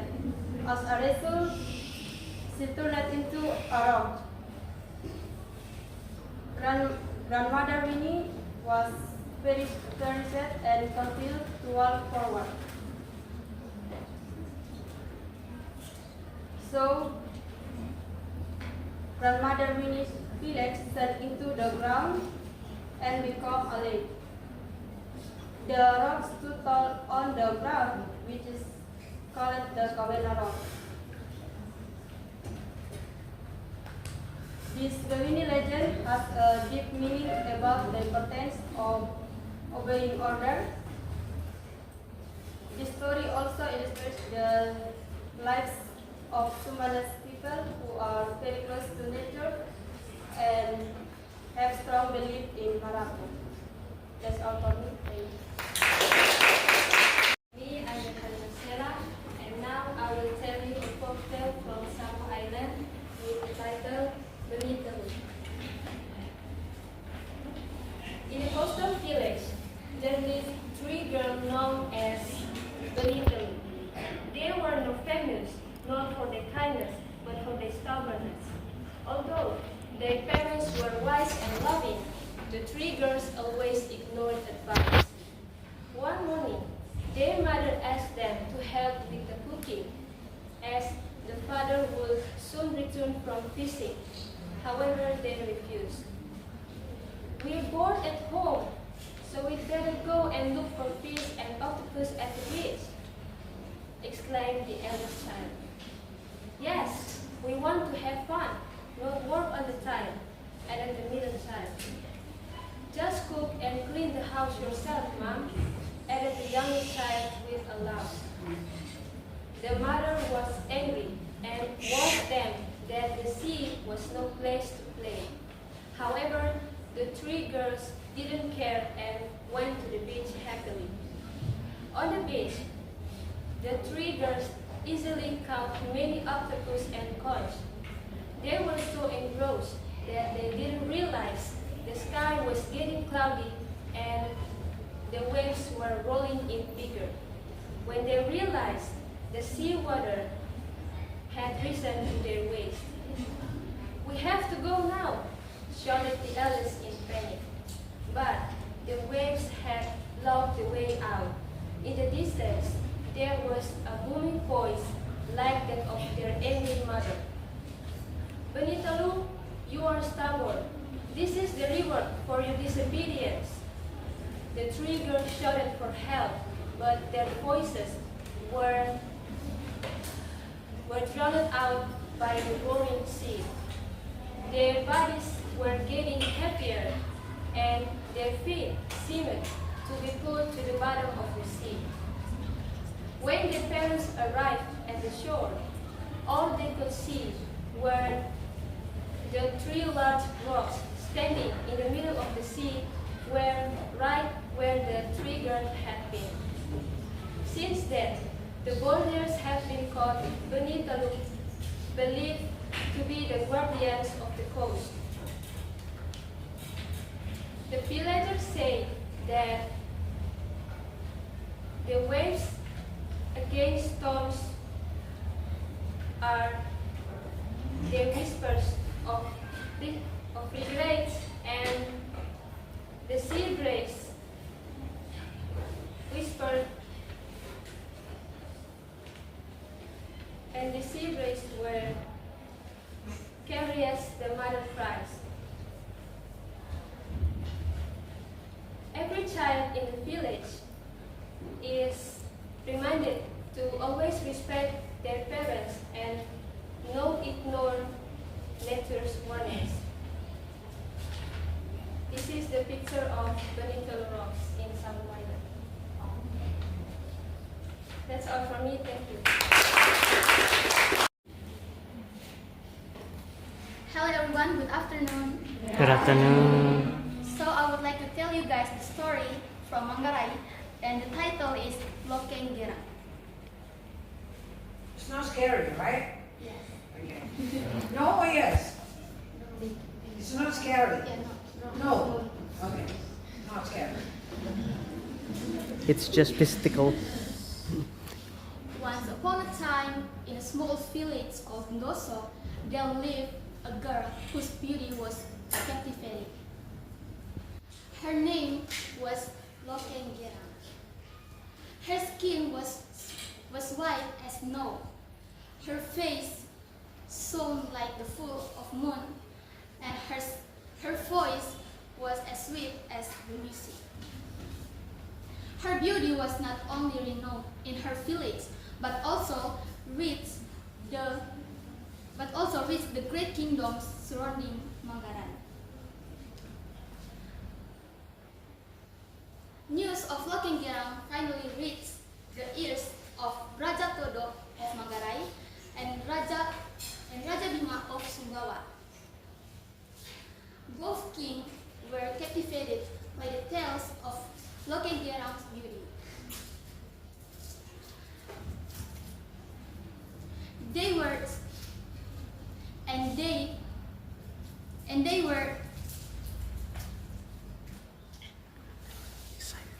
They sent the gift to the girl to propose her. However, Lokeng Gerang refused all the proposals.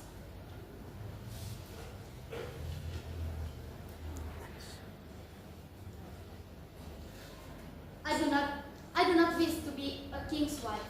I would rather die than be surrendered to someone who just sees my beauty. This rejection angered the kings. Raja Bima feeling his pride was wounded. He decided to take Lokeng Gerang by force. He arrived with his army to the village of Ndoso.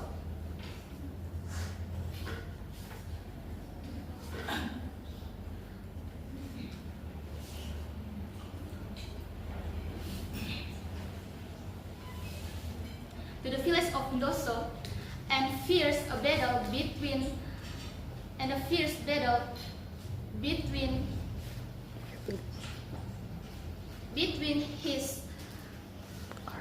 between his army and the villagers who is trying to protect Lokeng Gerang. However, the villagers' strength was no match for Raja Bima's army.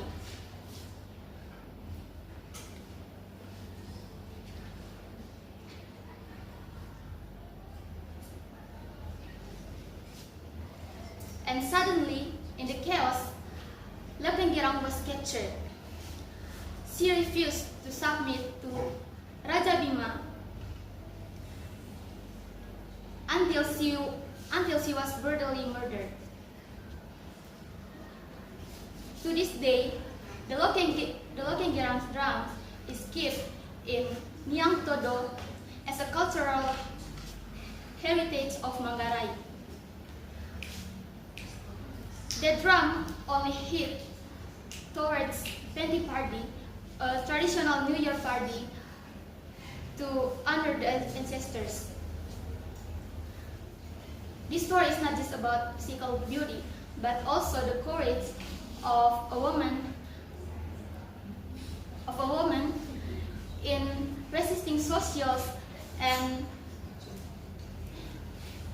cultural patriarchal of that time. Well, that's all from me. Thank you. Good afternoon. Before we start, let me introduce ourselves. I'm Laila as moderator and narrator, second narrator, and then my friend. I'm Jessica as a widow, stepmother, and as a queen's guard. I'm Wina as Temper Masani.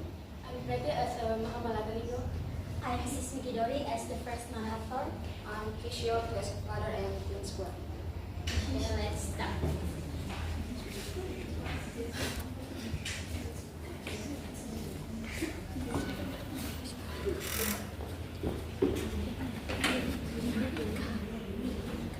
Aduh, terlalu dekat kok. There lived a girl named Tampe Rumasani. She lived with her father and her younger sister named Mahama Lagaligo. Her mother had passed away, so Tampe Rumasani had to take on household chores that were usually done by adults. Every day, she sold fish caught by her father in the village. One day, the widow greeted Tampe Rumasani while she was selling fish. Hah? Ih, sampai ini. She was grown old already. Every day, as they would, she sells old cookie. What is secret? I sell fish cheaper than other, so that it sells old quickly. I want to go home early to cook rice and do others' household chores. What is your sister's name? Mahama Lagaligo. Why doesn't your sister do the cooking? My sister is still young and can cook yet.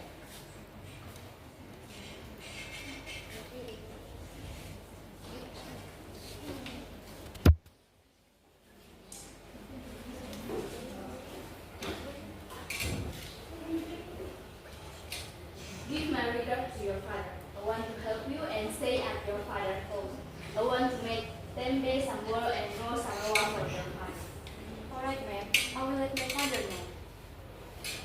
Not long after, the widow married Tampe Rumasani's father and became her stepmother.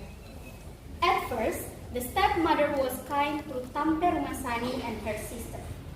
However, over time, her attitude changed, especially when their father was not at home. One day, after the father came to home, the stepmother prepared delicious food for their father, but gave broken rice to Tampe Rumasani and her sister. Kaget-kaget paperback.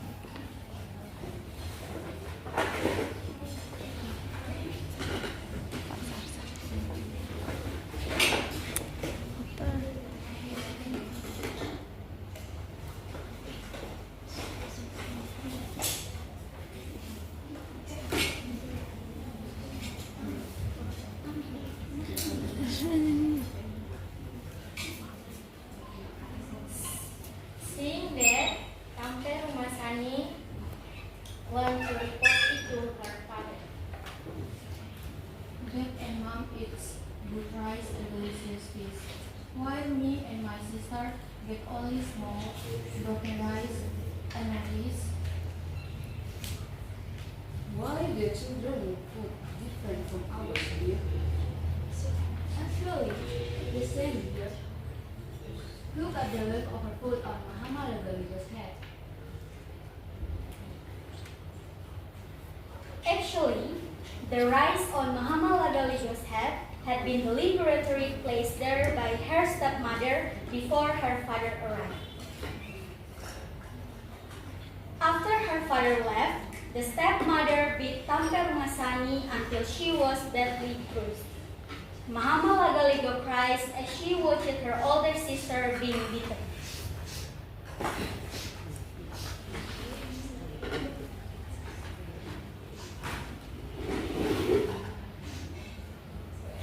If you dare to report this to your father again, I will kill you!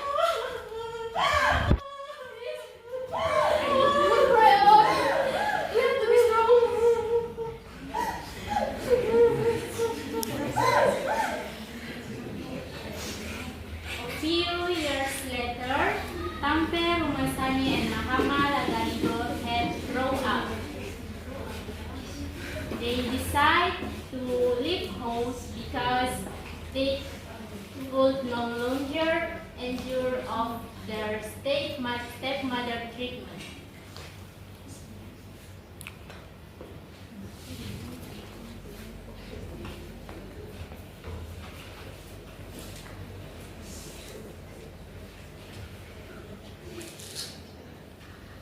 Dad?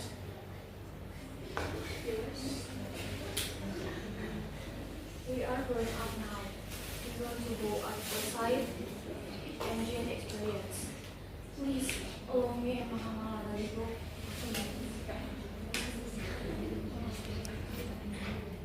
Why do you want to leave this house? Stay here. This house will empty. Yeah. Tante Masani is right. She's grown up now, dear. She should let them go.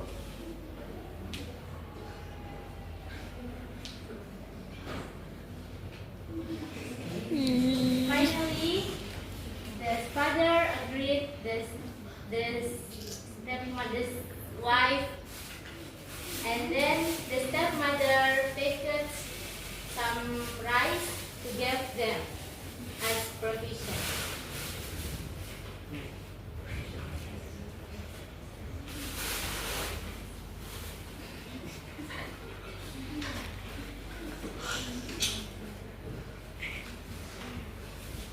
They walked through the forest and along the river. Occasionally, they talked about their cruel stepmother, and other times they discussed about their father who had fallen under Jane's stepmother influence. After walking all day, Mama Lagaligo felt exhausted. Sis, I feel very uncomfortable with our new mom. She wrote a message to us. Let it be. Sis, I'm tired and hungry. Let's rest for a while, okay? Okay. They looked for a steady spot to rest.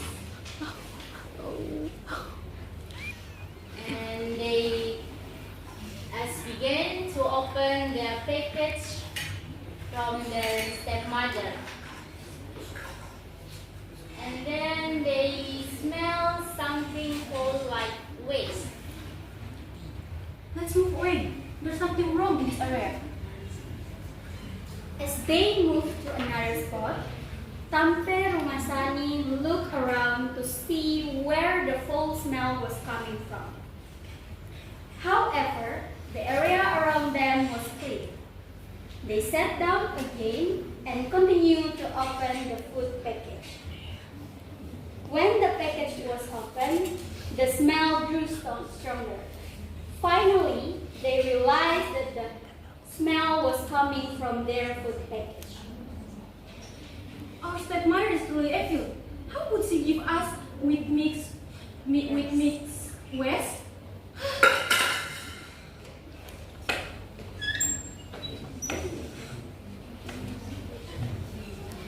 Tampe Rumasani and Muhammad Lagaligo continued their journey until they saw a house in the middle of forest. Sis, look, there's a house over there. Finally, we find a place. Let's go there.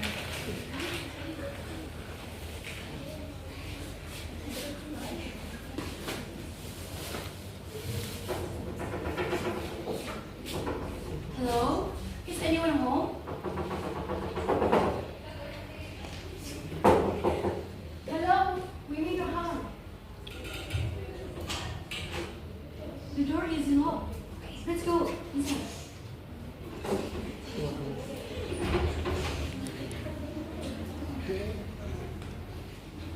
After entering the house, they inspected every corner of the house. In one corner, they found 3 sacks filled with paper, clothes, and nutmeg. On the table, there was still a warm food, and the grass around the house grew tall, seemingly untouched by humans or animals. Sis, look, There's a sash here. This one is full of paper. And this one is closed. And the third one is filled with nutmeg. Look, there's a foot here too. It's the one. The grass is tall and untouched. It seems like no one or no animal has been here for a long time. Tampe Rumasani and Mahama Lagaligo decide to wait for the owner inside the house. They sat down, but soon, exhausted from their long journey, they fell asleep.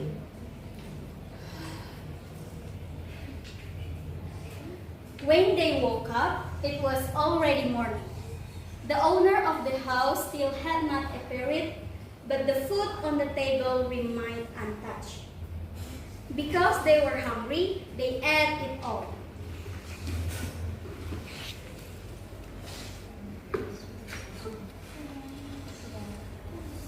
The three days passed away, and they continued to stay in the house. But they ran out of food. They decide to sell the spices in the sacks. And the next day, Tamper and Mahama Lagaligo went to sell to her sister. Let me sell the spices a little by little at the market. While I'm gone, you stay inside the house. If someone comes, don't ever open the door. Alright, go ahead, but be careful. When Mahama Lagaligo left, the queen guards who are hunting out found the house.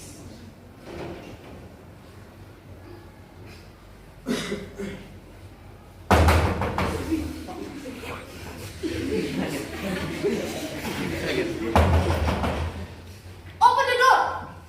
Whoever is inside, come out!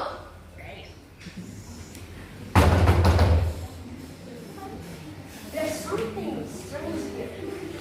Let's get about it. Alright, let's go. After successfully entering the house, the guards saw Tampe Rumasani's hair hanging down under the table. And he pulled it.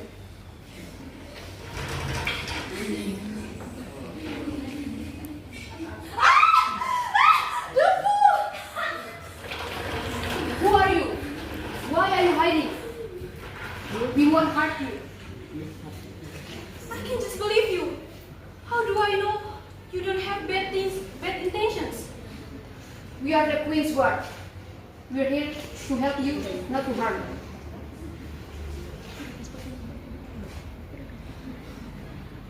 One of the queen guards reported the discovery to the queen. And then the queen came to the house.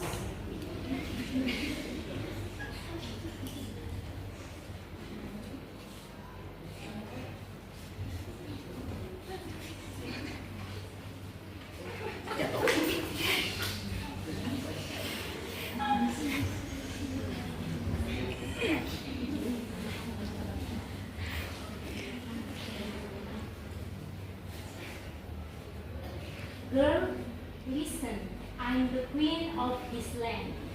I'm here to protect you. Thank you, Queen.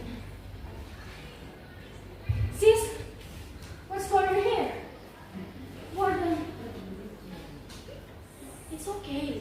This is the Queen and her guard. You two are safe now. I will take you to the place.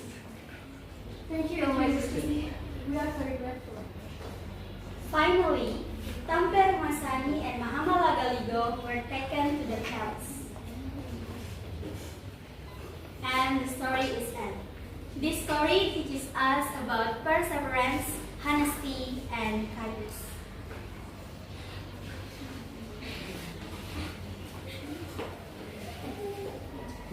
That's all for us. Thank you.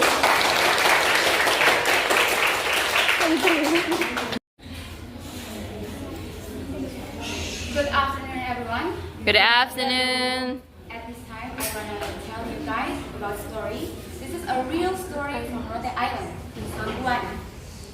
One day, Nale Sambu, a tea, was stranded on the island of Dana due to a typhoon. When he was stranded on the island of Dana, he was with a sasando instrument. Because afraid of Dana people, he hid in a cave. However, he was found by Dana people, Nunu Point, and Nunu Point came back to his house. Nale Sang really good at playing sasando. The news about Nale Sang and sasando reached at the King Dana, Takalaka, and he was invited to entertain the royal family. The King Takalaka had a daughter, Dwi Taka. Dwi Taka fell in love with Nale Sang, but Nale Sang was already married. This became talk of the Dana people. The king became angry and at the people resistant. He sentenced Nale Sang to death for insulting the king and the people. Meanwhile, Nale Sang's wife Inti was pregnant. After giving birth, he was named his son Sangwan. One day, Nale Sang's wife visited by a foreign cat. After giving the foreign cat to sit down, the wife waited what the cat would say. At the moment, the cat said, I'm Rondanu, son of Nunufoy from distant island. Then he desperately asked, where is your husband? Nale Sang's wife opened her voice and answered, my wife went sailing a few months ago, but he was not returning back. Rondanu asked again, have you not heard news about the tragic murder in Dana a few months ago? Nale Sang's wife quickly replied, I was never heard of that. Rondanu said, your husband stranded in Dana and he was murdered. Just as Rondanu said, the wife screamed hysterically. After the countdown, Rondanu began to research for the reason for Nale Sang's punishment. After a year, Sambuana grew up, became a handsome and bold young man. But in his heart, he always asked, where is my father?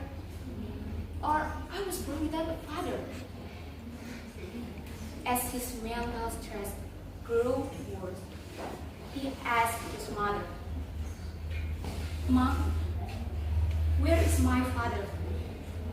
He was dead or traveled far, or I was born without a father.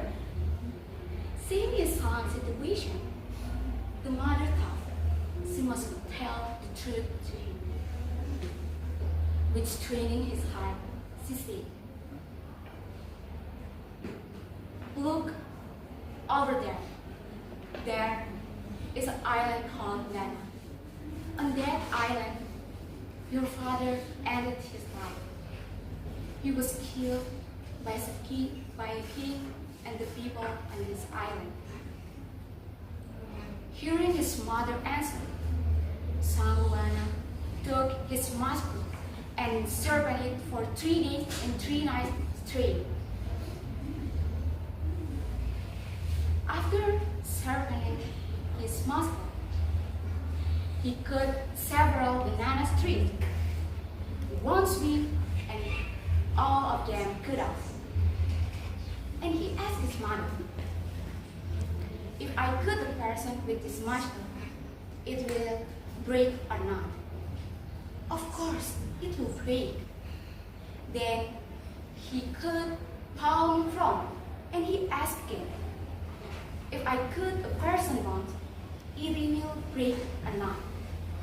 Of course, it will break, my son.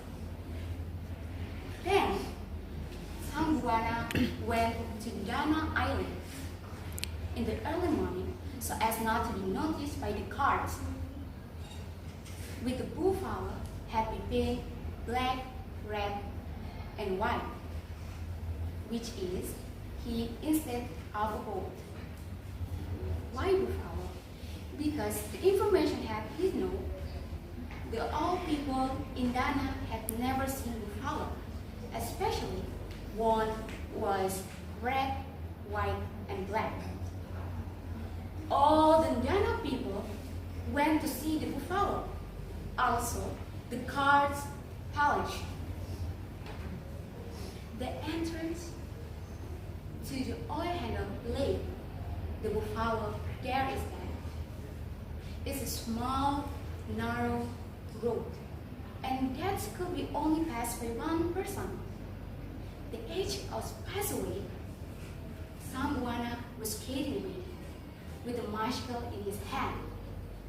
Then the Dana people entered one by one. When they in the end of road, he cut them off and pushed them into the lake. After counting the all Dana people, Sang Buana went to the palace. At the kingdom, went to the palace, and at the kingdom, he killed everyone, and leaving the king Hakala. In a state of panic and anger, he said, "Who are you? What have you done to my people? What my people thought, so you're doing this to me and my people?" Sang Buana remained silent, with sinister look in his eyes. In the helplessness time, he had the time to order to Sang Buana, "Please do not kill me. Do not kill me. As the Dana's well, which is an historic secret place, I will told to you, and you could be that, and you can have that," said Sang Buana. "I am Sang Buana, a son of whose father you killed 20 years ago.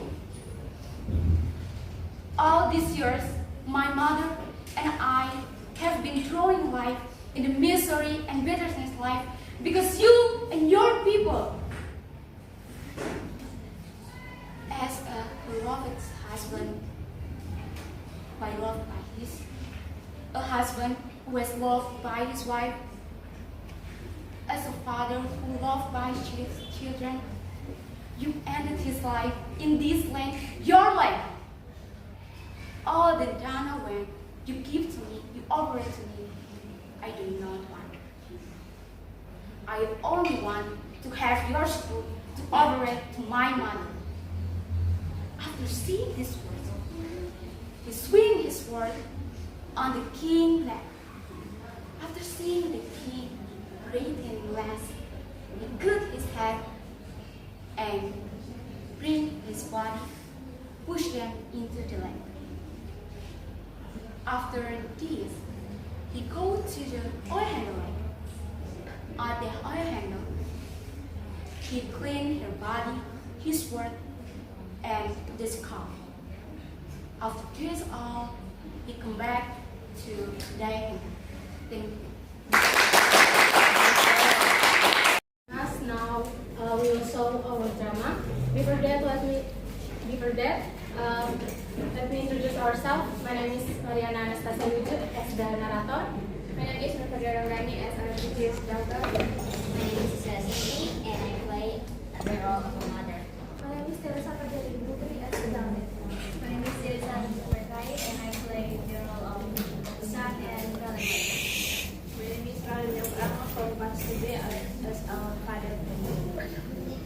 Zena as Cindy. My name is Maria Matadu and I play the role of Ami and Titi's son. I am Maria Graciela Amputis as Inepan. Okay, happy watching.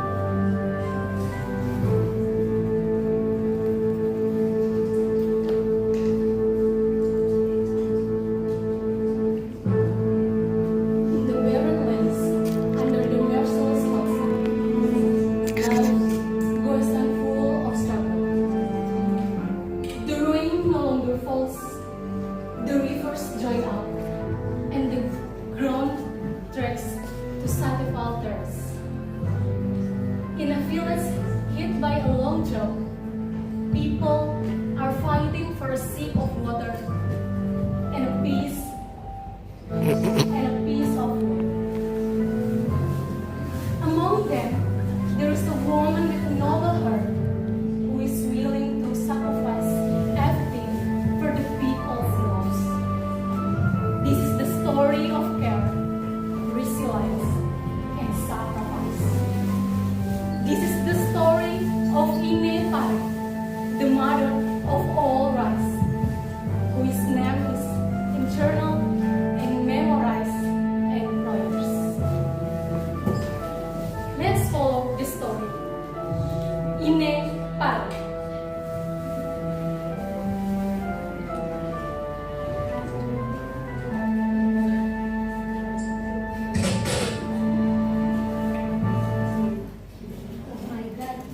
So hot, there's no more water. Oh my God, it's so hot, there's no more water.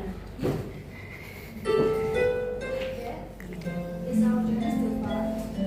Just a little bit more, so we almost be there. Hey Amit, good afternoon. Come sit here. Oh, hi, Ame. Good afternoon. Ame. Today is hot. Amit, have you got any water? Oh, Ame, we just a little water for you. This dry season is indeed very severe. We have suffered many losses. I just come back from the garden across the way, but none of the sweet cassavas that are going well. The stems are dry and the leaves are white. Look, Amit, my basket is empty. Ame, that's right. The sun still hasn't yet in the neighborhood village. They even start meeting Fatangili. Hey little one, don't play too far. Our water supply is almost gone. The days of Roxanne, we are helping people finding food and water. Don't you feel hot? And what about their condition in the next village? They are beautiful and brave. They help start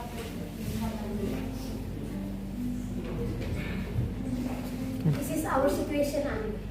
We are forced to survive. We want to eat whatever is available as long as we can survive. But Ami, I have to go to the garden across the way. Who knows, there still be a cassava that I can bring home. I'll go first, Ami. Okay, Alma, be careful.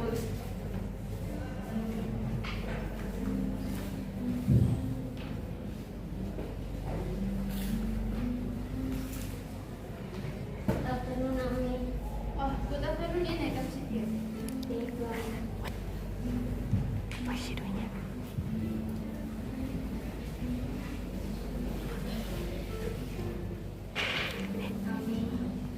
We have been walking around they are normal friends that we can click with. For when children and me,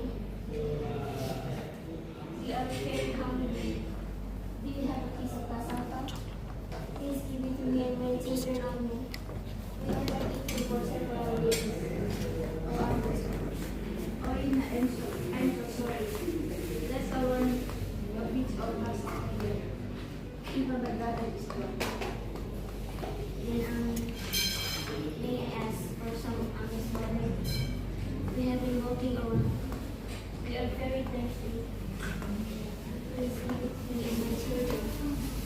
Mom and children, we only got a little water for the cassava, but it's okay. This is for him and the children.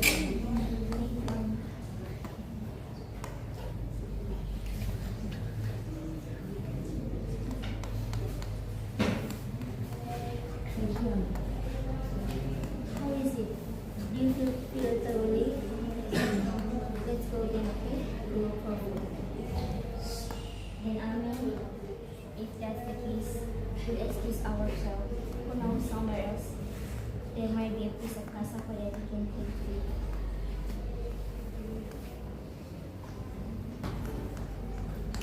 Okay, Ina, don't be angry because I can help you with the cassava, but even if you can ask some other side who knows they have still water supplies.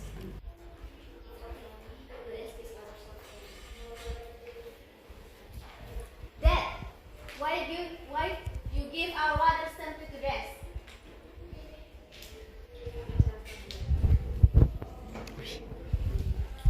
Let me explain.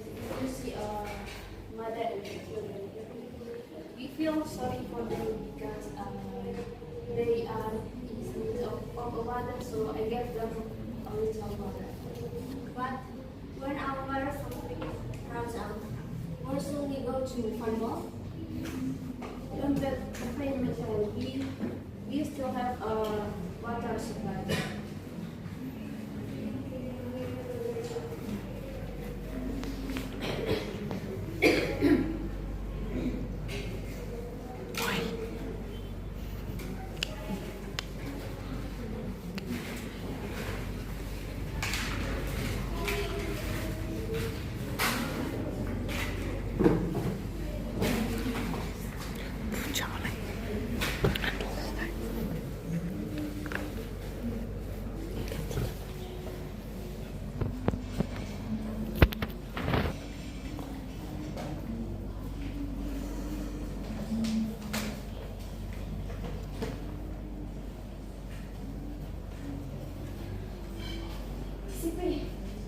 This year's dry season is the longest ever. Imagine, almost all the side trees in our fields died, Sipi. Dale, I was also shocked to see the garden around here. The stems are starting to dry up, and even the leaves have fallen off. What do people eat if the conditions are like this? But I'm sure, Sipi, as long as we stick to our argument with Niku, our rice can still grow. Sipi, have you heard what I said? We need to harvest the sabi soon to hold the rice fire, Sipi. Dale, getting the firewood isn't too hard for us, but finding the water is really difficult. The springs in our village have dried up, so we have to go far to get the water. Also, I think the villagers are starting to get suspicious.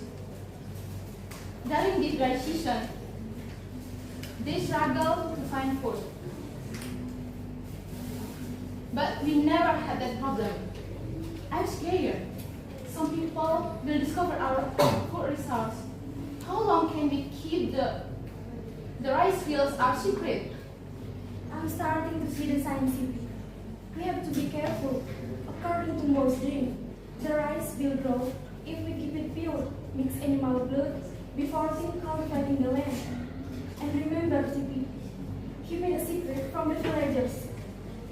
But both say that the rice could still be fertile if after it becomes known many people if you replace the animal blood with woman's blood. Sipi!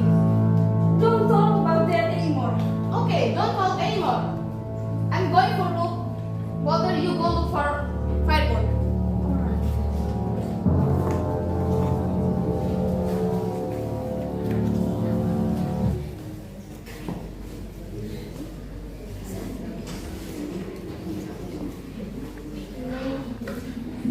Where else are we going to look? We haven't found anything since earlier. Let's just walk again. Who knows? There might be a garden there. Mama, I'm really hungry, Mama. Mama, there's a garden over there. Maybe we can get some food there. I'll try to see it. Mama, I'm afraid if we take someone else's casa, Mama, it's better not to. I'm afraid if the owner of the garden will be angry. Mama, if you look for food somewhere else, Mama. Come on, you said you were hungry, right? Don't, Mama, don't. I'm scared, Mama.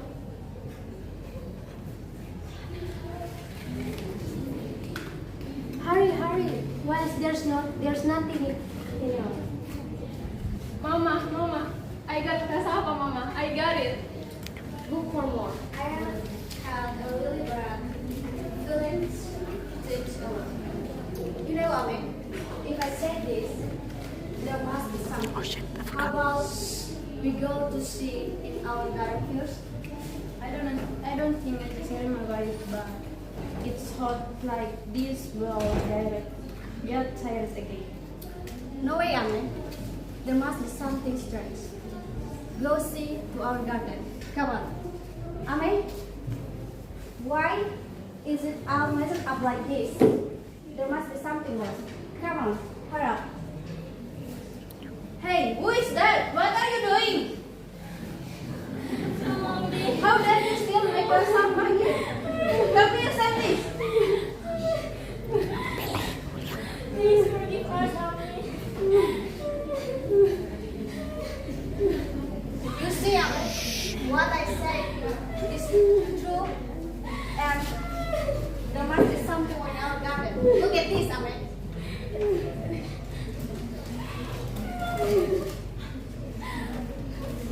Please forgive us. We're hungry. Hungry? Do you think we don't eat cassava too? Please, for my children, Ame. We haven't eaten for several days, Ame. What? Do you think your children only need to eat? We need to eat it.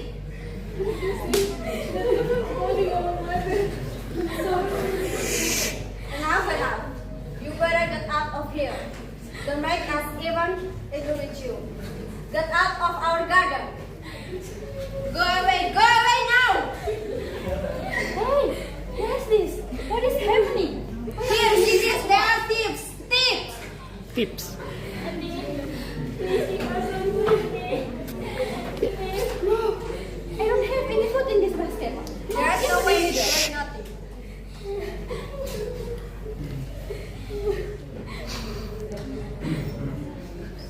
Go, safe. People, you told us to share all our food with them, but you yourself can't share with them. Nothing in it. There's nothing in it at all. Instead of selling it, it's better for us them. They have a lot of food. You go now. Go now. Shit.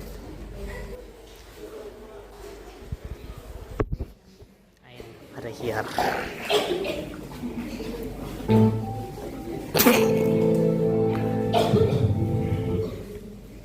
Oh, thank you. It's in case.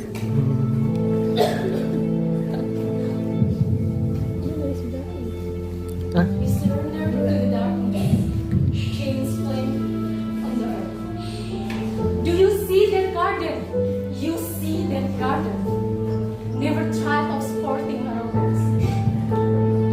Do you know why my stomach is hungry? This land is poor. This land is hungry. Why is it poor? Why is it hungry? In the garden of arrogance, we are forced to belong him. Long heavy, long suffering.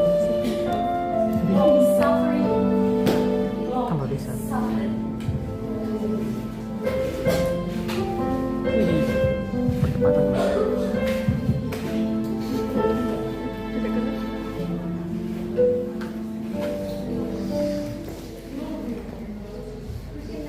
for customer eating. It is not just about sharing something for others. It is about our promise to need to go. We want to save many people, but not at the expense of ourselves, Bo.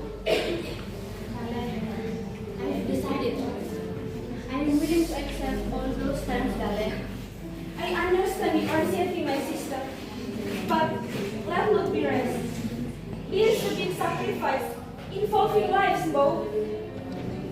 Good evening, Bo, Dale. Where have you been? It's taking so long to fetch water. Dale, to get this bottle, I have waited a long time. There's many people waiting at the spring. So, Bo,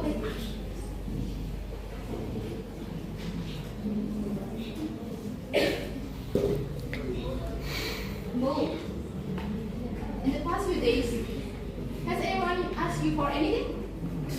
This was I was discussing this with Bo. On the way home, I heard some people calling our name. It seems like their suspicions are growing. Shh.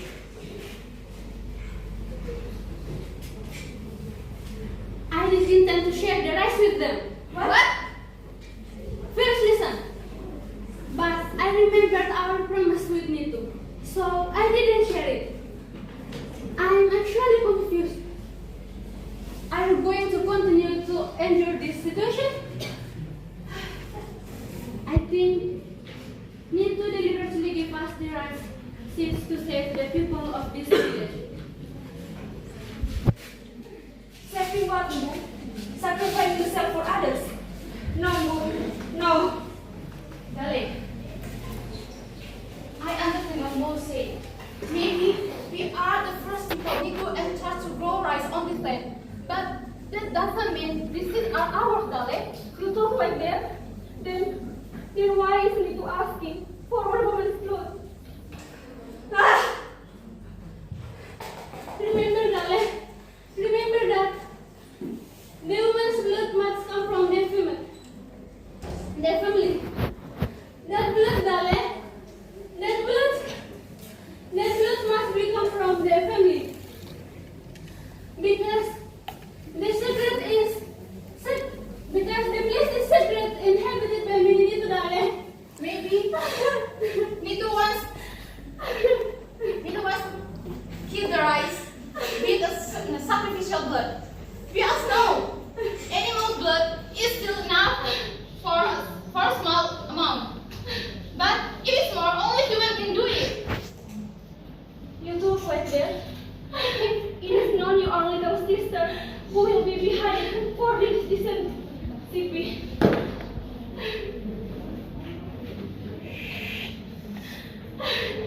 Dale.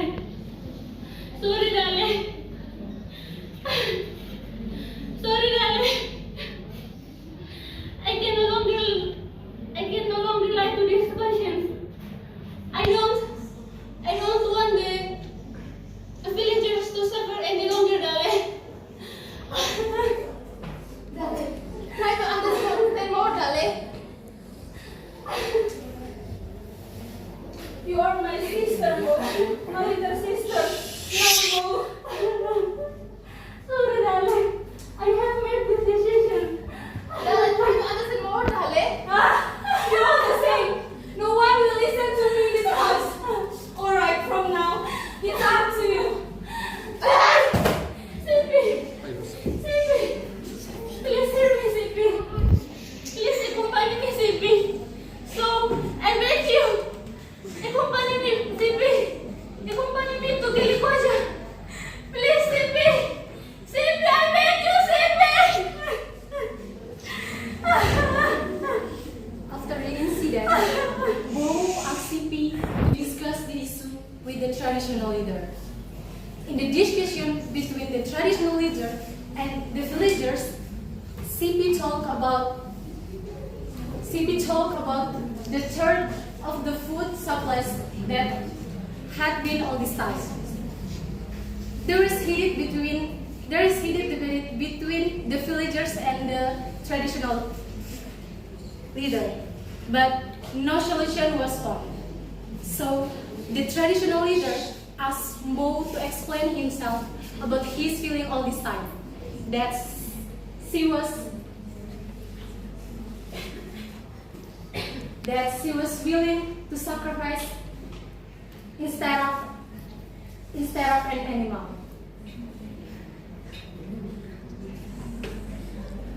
So that their village could be free from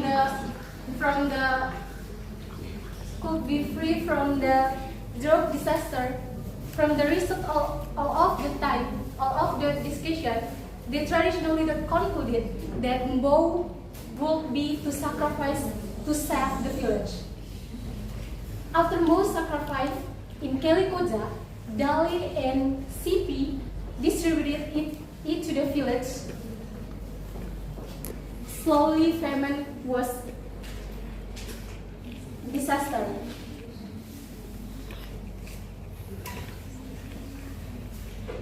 They also took rice farming and disseminated it to the villagers. Sipi decided to disseminate it to the land of Sika. So it was known as Pare Sipi as a form of respect for Sipi.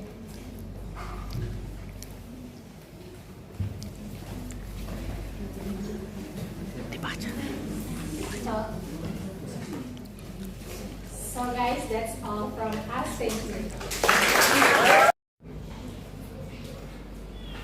Good afternoon, everyone.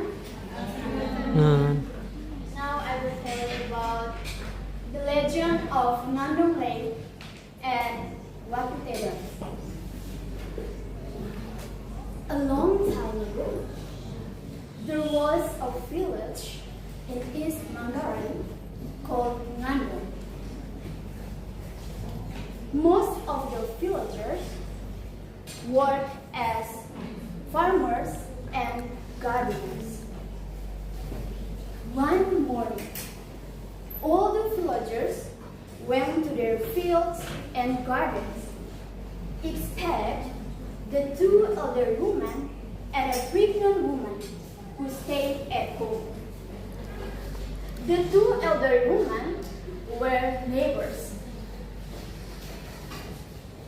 That day, heavy rain poured down. One of the elderly women wanted to light a fire at her stove. But the fire had gone out. She decided to ask her neighbor for some fire. However, due to the heavy rain, she couldn't go outside. So she called out her neighbor. Hello, is the fire in your house still burning? Her neighbor replied, yes, the fire is still burning.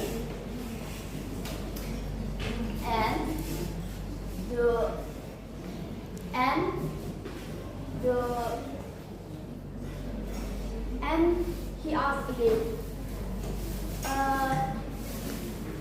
may I have a burning piece of firewood? And her neighbor asked, yes, of course. But the rain is still heavy. I can't go outside to bring it to you. The only one in my house is my dog. So the elderly woman asked, and he gives suggestion. In that case, just tie the burning firewood to the dog's tail so it can bring it to my house. And her neighbor followed the suggestion.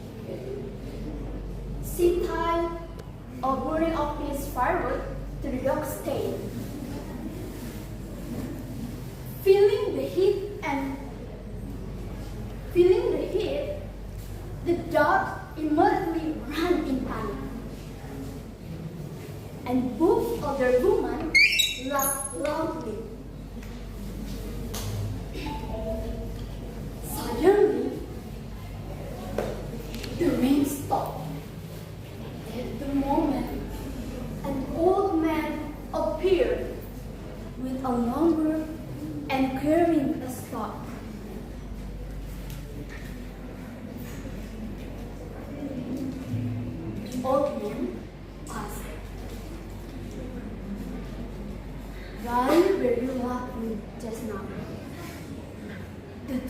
elderly woman answered, "No, we were not laughing just now."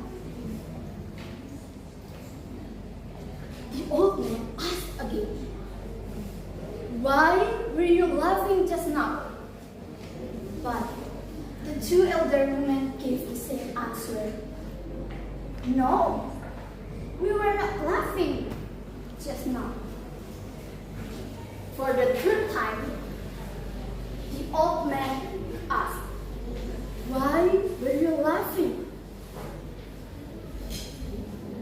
Yet, the two women kept denying it.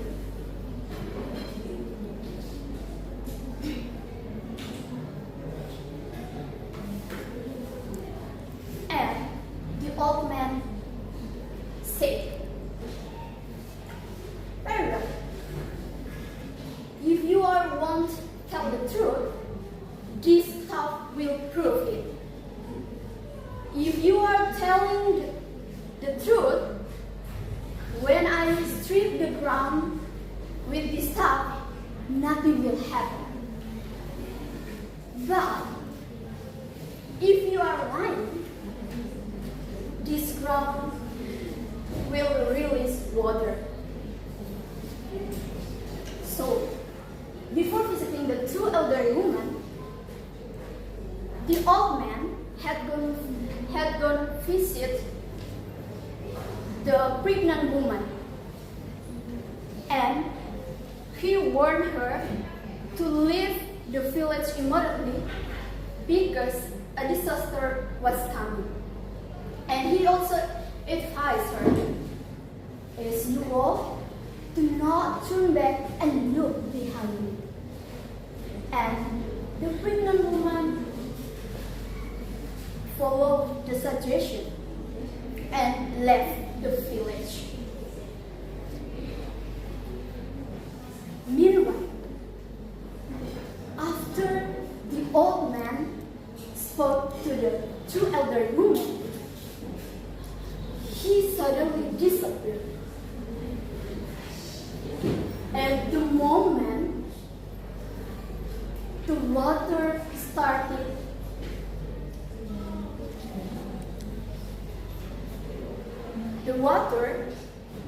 released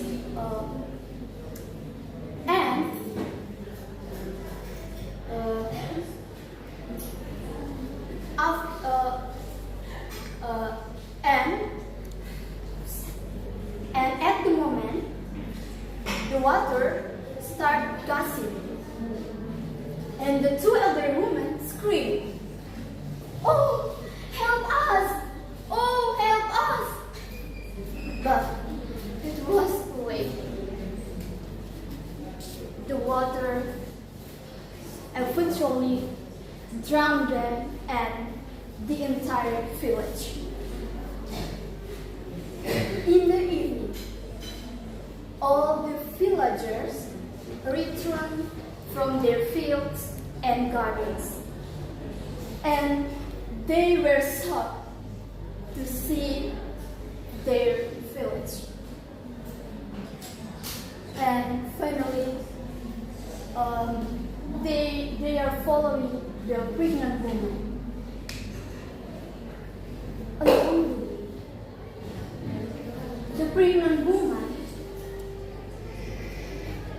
forgot about the old man's warning.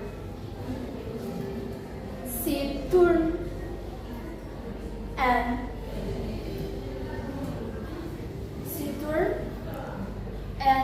looked behind her. After that, instantly, her turned into stone. And today, the village is called Ngandole, and the stone is known as Watu Tedon, and Watu Tedon is located in my village. Thank you. Hello everyone, I'm Valdi and I'm gonna need your attention for a couple hours, a minute, because I'm going to tell you a story from Sabu.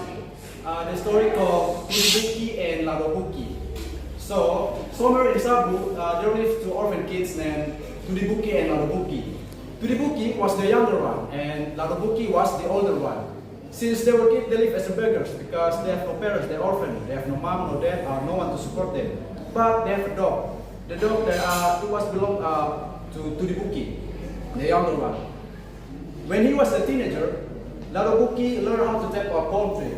Tap a palm tree is like when you climb a palm tree and then you collect something from it that's called sap. They said that he would cook and turn it into something that's tasty, sweet, and would last a long time called gula sabu, from sabu. Since he was learning, Ladobuki would only get a little bit of the sap, and he would have to share with his brother to drink, and then his brother would share with his dog. They were poor. One day, Ladobuki decided to invite Tudibuki and his dog to join him to tap the palm tree. Tudibuki and his dog was told to stay under the tree while Ladobuki would climb the tree.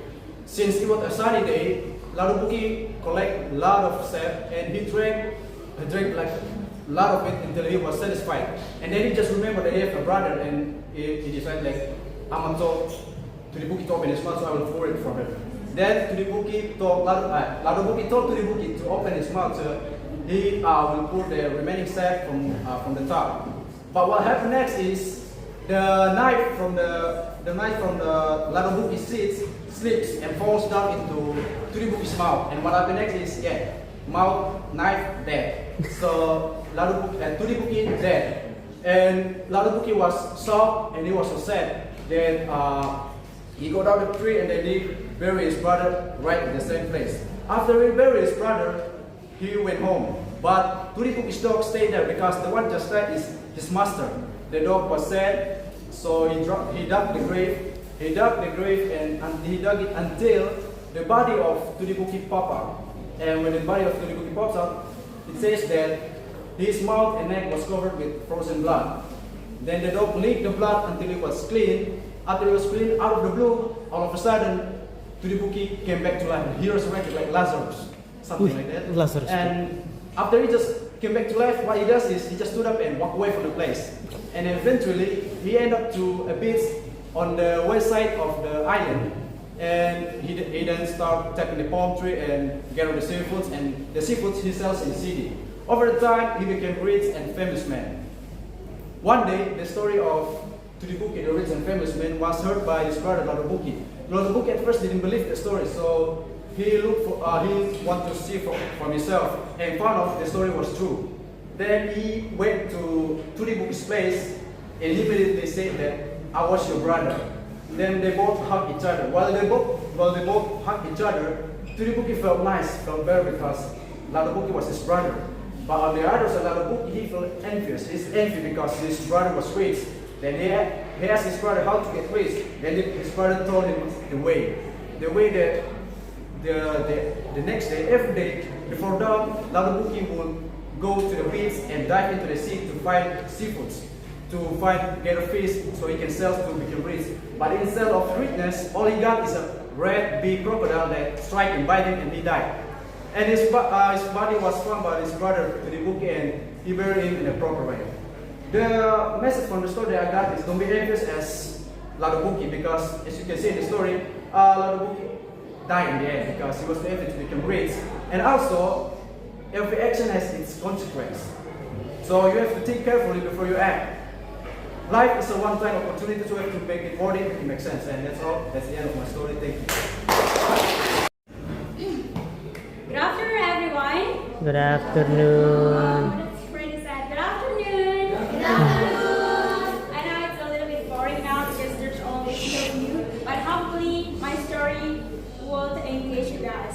So today I'm going to tell you a story, a very interesting story from Nana Keo Regency entitled The Legend of Mbue Wondo and the Sequel.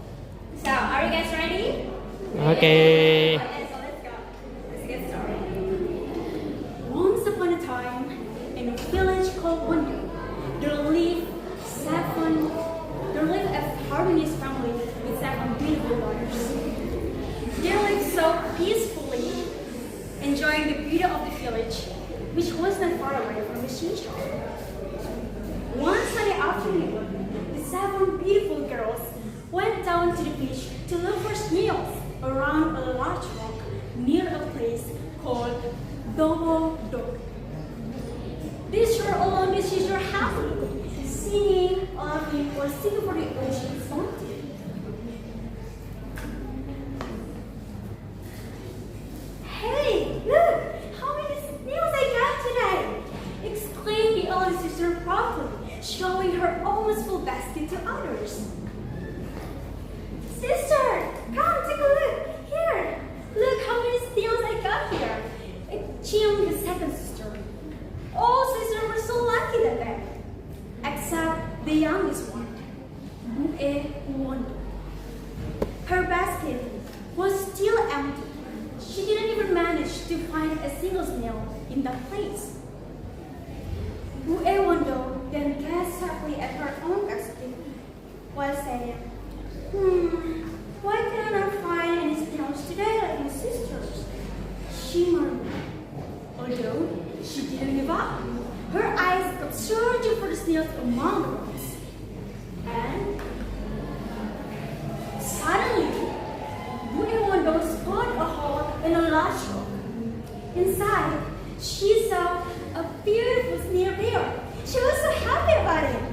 Excitedly, Bue Wonder reached her hand to grab the snail. But when she wanted to pull it out, her hand with her shield bracelet became trapped and wouldn't want to come out. She was so panicked. Is there anybody here? My hand is trapped. I cannot pull it out. Please help me. While she struggled to pull her hand out, the tide began to rise. Realizing this, her sisters began to call her out.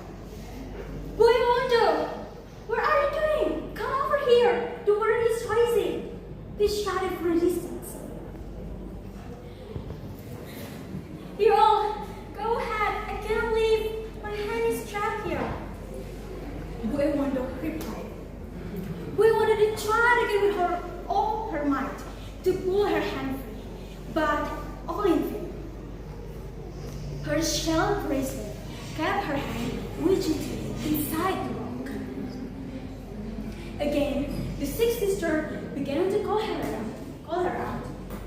Bue Wonder, please be quick. The water is getting higher. We must go home now. No, you all just go home first. I get stuck here. Go, replied Bue Wonder, her voice trembling. With heavy hearts, the sixth sister finally decided to go home without Bue Wonder. This time, they ran so fast while crying along the way back home. Upon arriving at home, they immediately told their parents about the accident.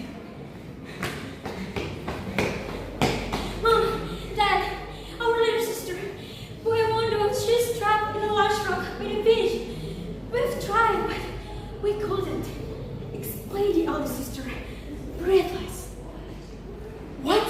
What happened? What did you leave her alone? Asked their father in panic. Dad, I've tried so hard, but we couldn't make it. If we stayed longer there, then we all would drown, explained the older sister passionately. At that moment, one of Bue Wonder's siblings decided to go back to the beach to find her sister. She took a small boat with her and she started to sail. However, when she reached the spot, she couldn't find anyone on the surface.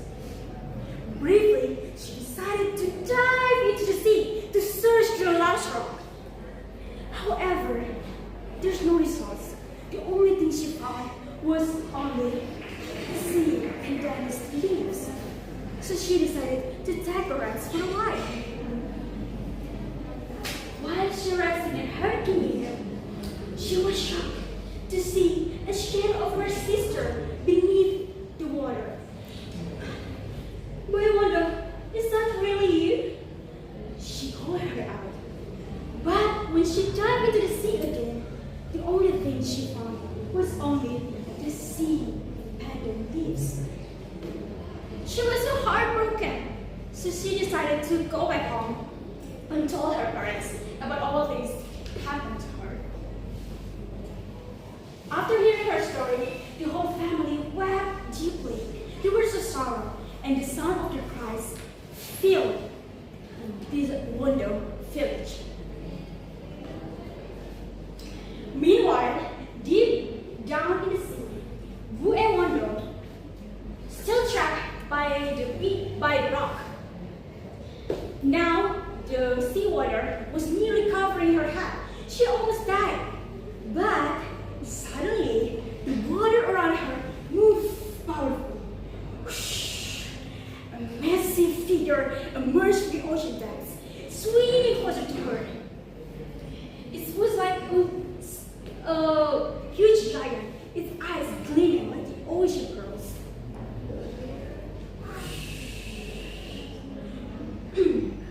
Who are you, beautiful girl? Why are you trapped here? A deep voice sounded, startling Wu Wonder. I'm Wu Wonder for Wonder Village. My hand is caught in this rock, and I cannot free it. She answered, trembling. The whale sank around Wu Wonder, observing her carefully. I've never seen a human as beautiful as you. I will help you, but with one condition. What condition, Whale? Asked Wu Wonder nervously. It's simple. You must become my wife and live with me in my sea palace forever, said the whale firmly. But what about my family? They must be very worried about me, said the Wu Wonder. Choose me, or you will be drowned there. The water will continue to rise, and soon you will run out of your breath. Wu Wonder was so confused. She didn't know what to choose. Of course, she didn't want to die, but on the other side, she also didn't want to leave her family. But at the end, Wu Wonder finally decided to go with her whale. Alright, whale, I will become your wife. But first of all, you must free me from this rock. It's easy. Just leave it to me. The whale smiled in satisfaction, and with its magical power, it blew a bubble of water onto the Wu Wonder's hand. Magically, the shield bracelet loosened, and she was able to pull her hand free. Wow, finally my hand is free now, said Wu Wonder joyfully. Of course, and now you must come with me, said the whale while opening his mouth wide. Wu Wonder had no choices, and then she entered the whale's mouth. The whale carried her far into the ocean, leaving the Wonder Village behind. Long story short, Wu Wonder became the whale's wife and they lived together in the city palace. Every day, Wu Wonder wove fabric from seaweed threads while looking up at the ocean surface, wishing she could go back to her own town one day. Meanwhile, her family, the next day, father, mother, and 6 children went down to the beach again to find her. But there's no results. There was no answer, so they decided to go back home. That night, while they were mourning, their father suddenly heard a small voice from the corner of the house. Apparently, it was a masquerade speaking to him. Nau sa toa tinggal doi liko nepeliwan, which means it's very easy. Just give me the leftovers from the pounding rice and the grated coconut. At first, the father didn't believe it, but after 2 nights, he decided to try. He placed the leftovers from the pounding rice and the coconut shavings in the corner of the house. After seeing the leftovers, the masquerade ate the leftovers eagerly, And magically, in the blink of an eye, he was already in the sea, headed straight to the whale's palace. That day, the whale was out hunting, and Buewondo was in her cage with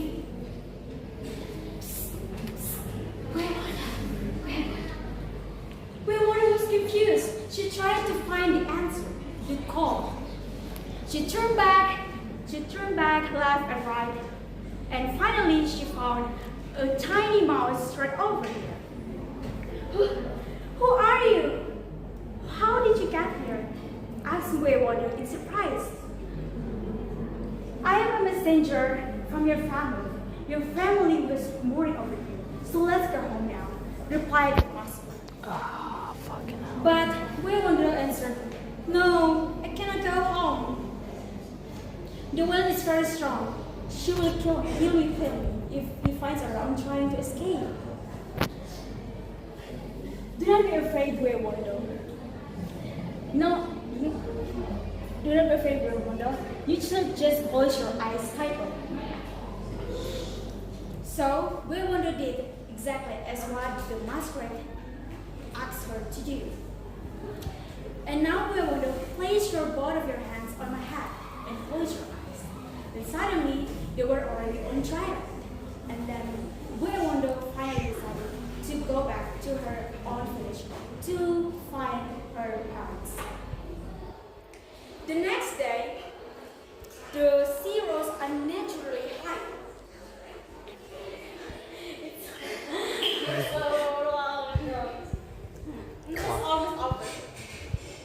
The next day, the sea rose unnaturally high. Oh, angry whale was searching for his missing wife until the whale arrived in Dandu, a place where Buewondo and her family live. Buewondo, calm down, return to me. I know you are there. Buewondo was so trembled in fear. She was so scared. So her father stepped out and shouted, please wait a moment. We are putting on our daughter clothes, necklace, and bracelet. However, instead of preparing Buewondo, they started to light a fire and heat stones, metal, and other objects. Now please open your mouth, whale. Here is your wife. The foolish whale began to open his mouth widely without knowing any idea about what they prepared for him. And then suddenly the whale screamed, oh, Arf, it's so hot. Long story short, the sea and the whale slowly retreated back. The whale died and fell down a waterfall on the east slope of Java Wall. His massive body turned into a big stone, and he later knew as Watu. Don't talk, please. Watu Dedengimbu, which means the rock with the sand of hell. While the large rock at Dobo Doke, the place where Buewondo had once been trapped, it later named as Watu Buewondo, which means Buewondo's rock.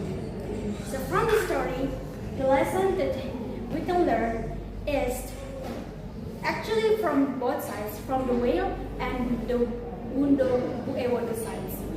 From whale, we learn that to not be selfish because it will only ruin you. At the end, as is shown by the whale, he ended up with nothing by forcing Buewondo to become his wife. He even destroyed himself.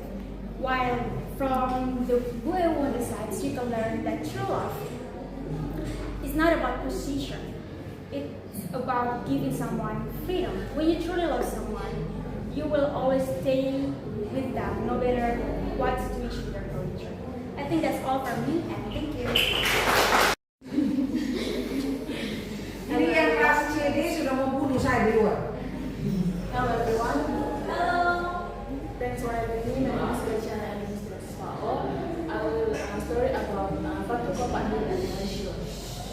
So, in a small village in Timor, there is a beautiful grand called hill, Batu Kopak Hill. It is the side the hill has a hidden treasure. They can only be found people and treasure. One little boy named Joko decided to climb and Batu Kopak Hill and search the treasure. After working for several months, Joko finally reached the top of Batu Kopak Hill and saw behind the basket. Suddenly a gentle was from in that cave Joko. What are they looking for here? Joko replied, I'm looking. I'm for the dead in Batu Kopak Hill. The voice beside treasure is not gold and silver, but wisdom and knowledge. If you want to have the real treasure, need too much ego and knowledge and student treasure. They decided to return to the answer and knowledge and wisdom and knowledge. That's all for me. Thank you. Wani Cecilia. Pendekat leh.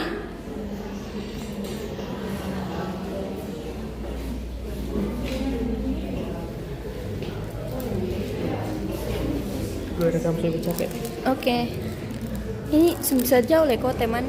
Langsung bisa lah. 0,2 langsung bisa. Kalau Anda bicara Anda di luar saja ya. Anda sangat mengganggu. Soalnya ibu dari luar.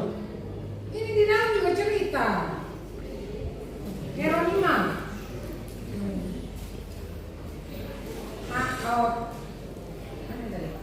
Dikau Natasha ya. Riana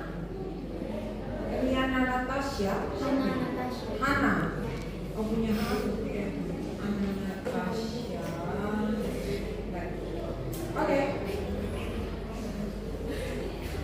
Hello everyone. Hai. Thank you for having us. Welcome to our drama Palangi di Mawini, which means forced marriage. First of all, let us introduce ourselves. My name is Ira Kapitan, as the moderator and the village elder. And Commander Christina Dr. as illustrator. I'm Karima Itu manusia dari mana ya? as illustrator. Natasha as Ibu. I'm Celia as illustrator. I'm Natasha Masa as Dano. This drama reflects the tradition of kawin tangkap on Sumba, where a woman is taken against her will to be married. Once part of the culture, it has now become controversial and harms women's rights. In this story, Ina will be forced into marriage with Dano. Now let's begin the story.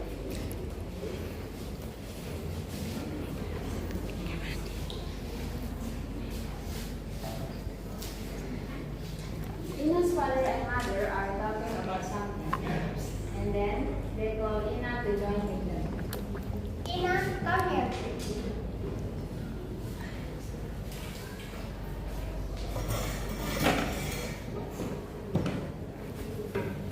Ina, we have decided you will marry Dano.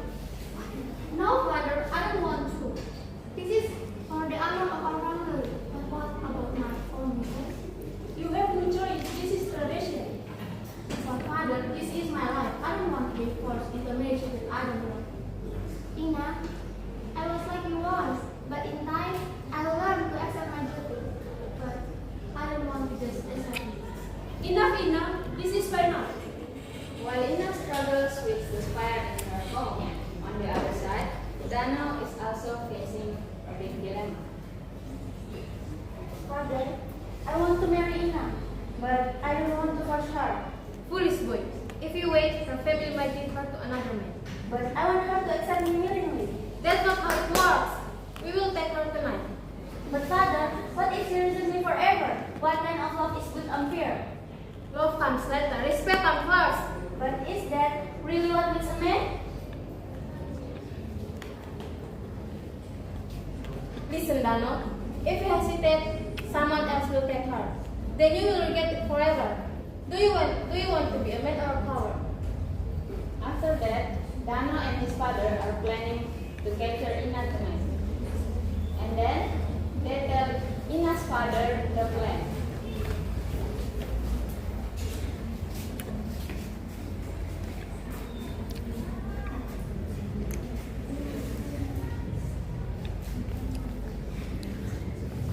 Ina is walking near her house, lost in thought.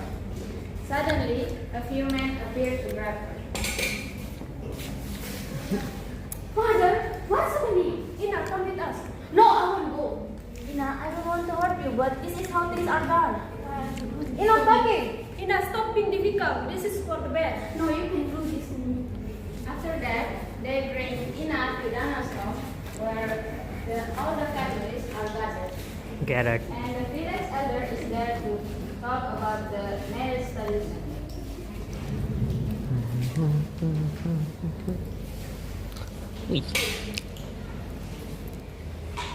Since Ina is here, the traditional process will begin.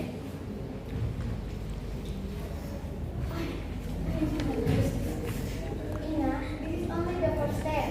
We will discuss the rest soon. Since we will work on this, I will speak up for you.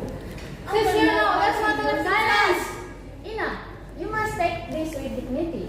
This is our way. But why must I be the one to sacrifice? Why is it ours, the woman who must obey? Ina, please, it will be easier if you accept it.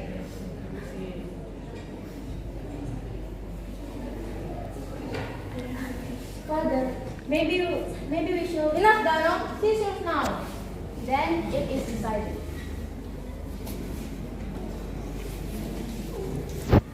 Now, Ina will live forever with this first marriage and Dano. This drama reflects how tradition can become a burden if it ignores personal choice. Will we stand for chance to this forced marriage? That's all from us. Thank you.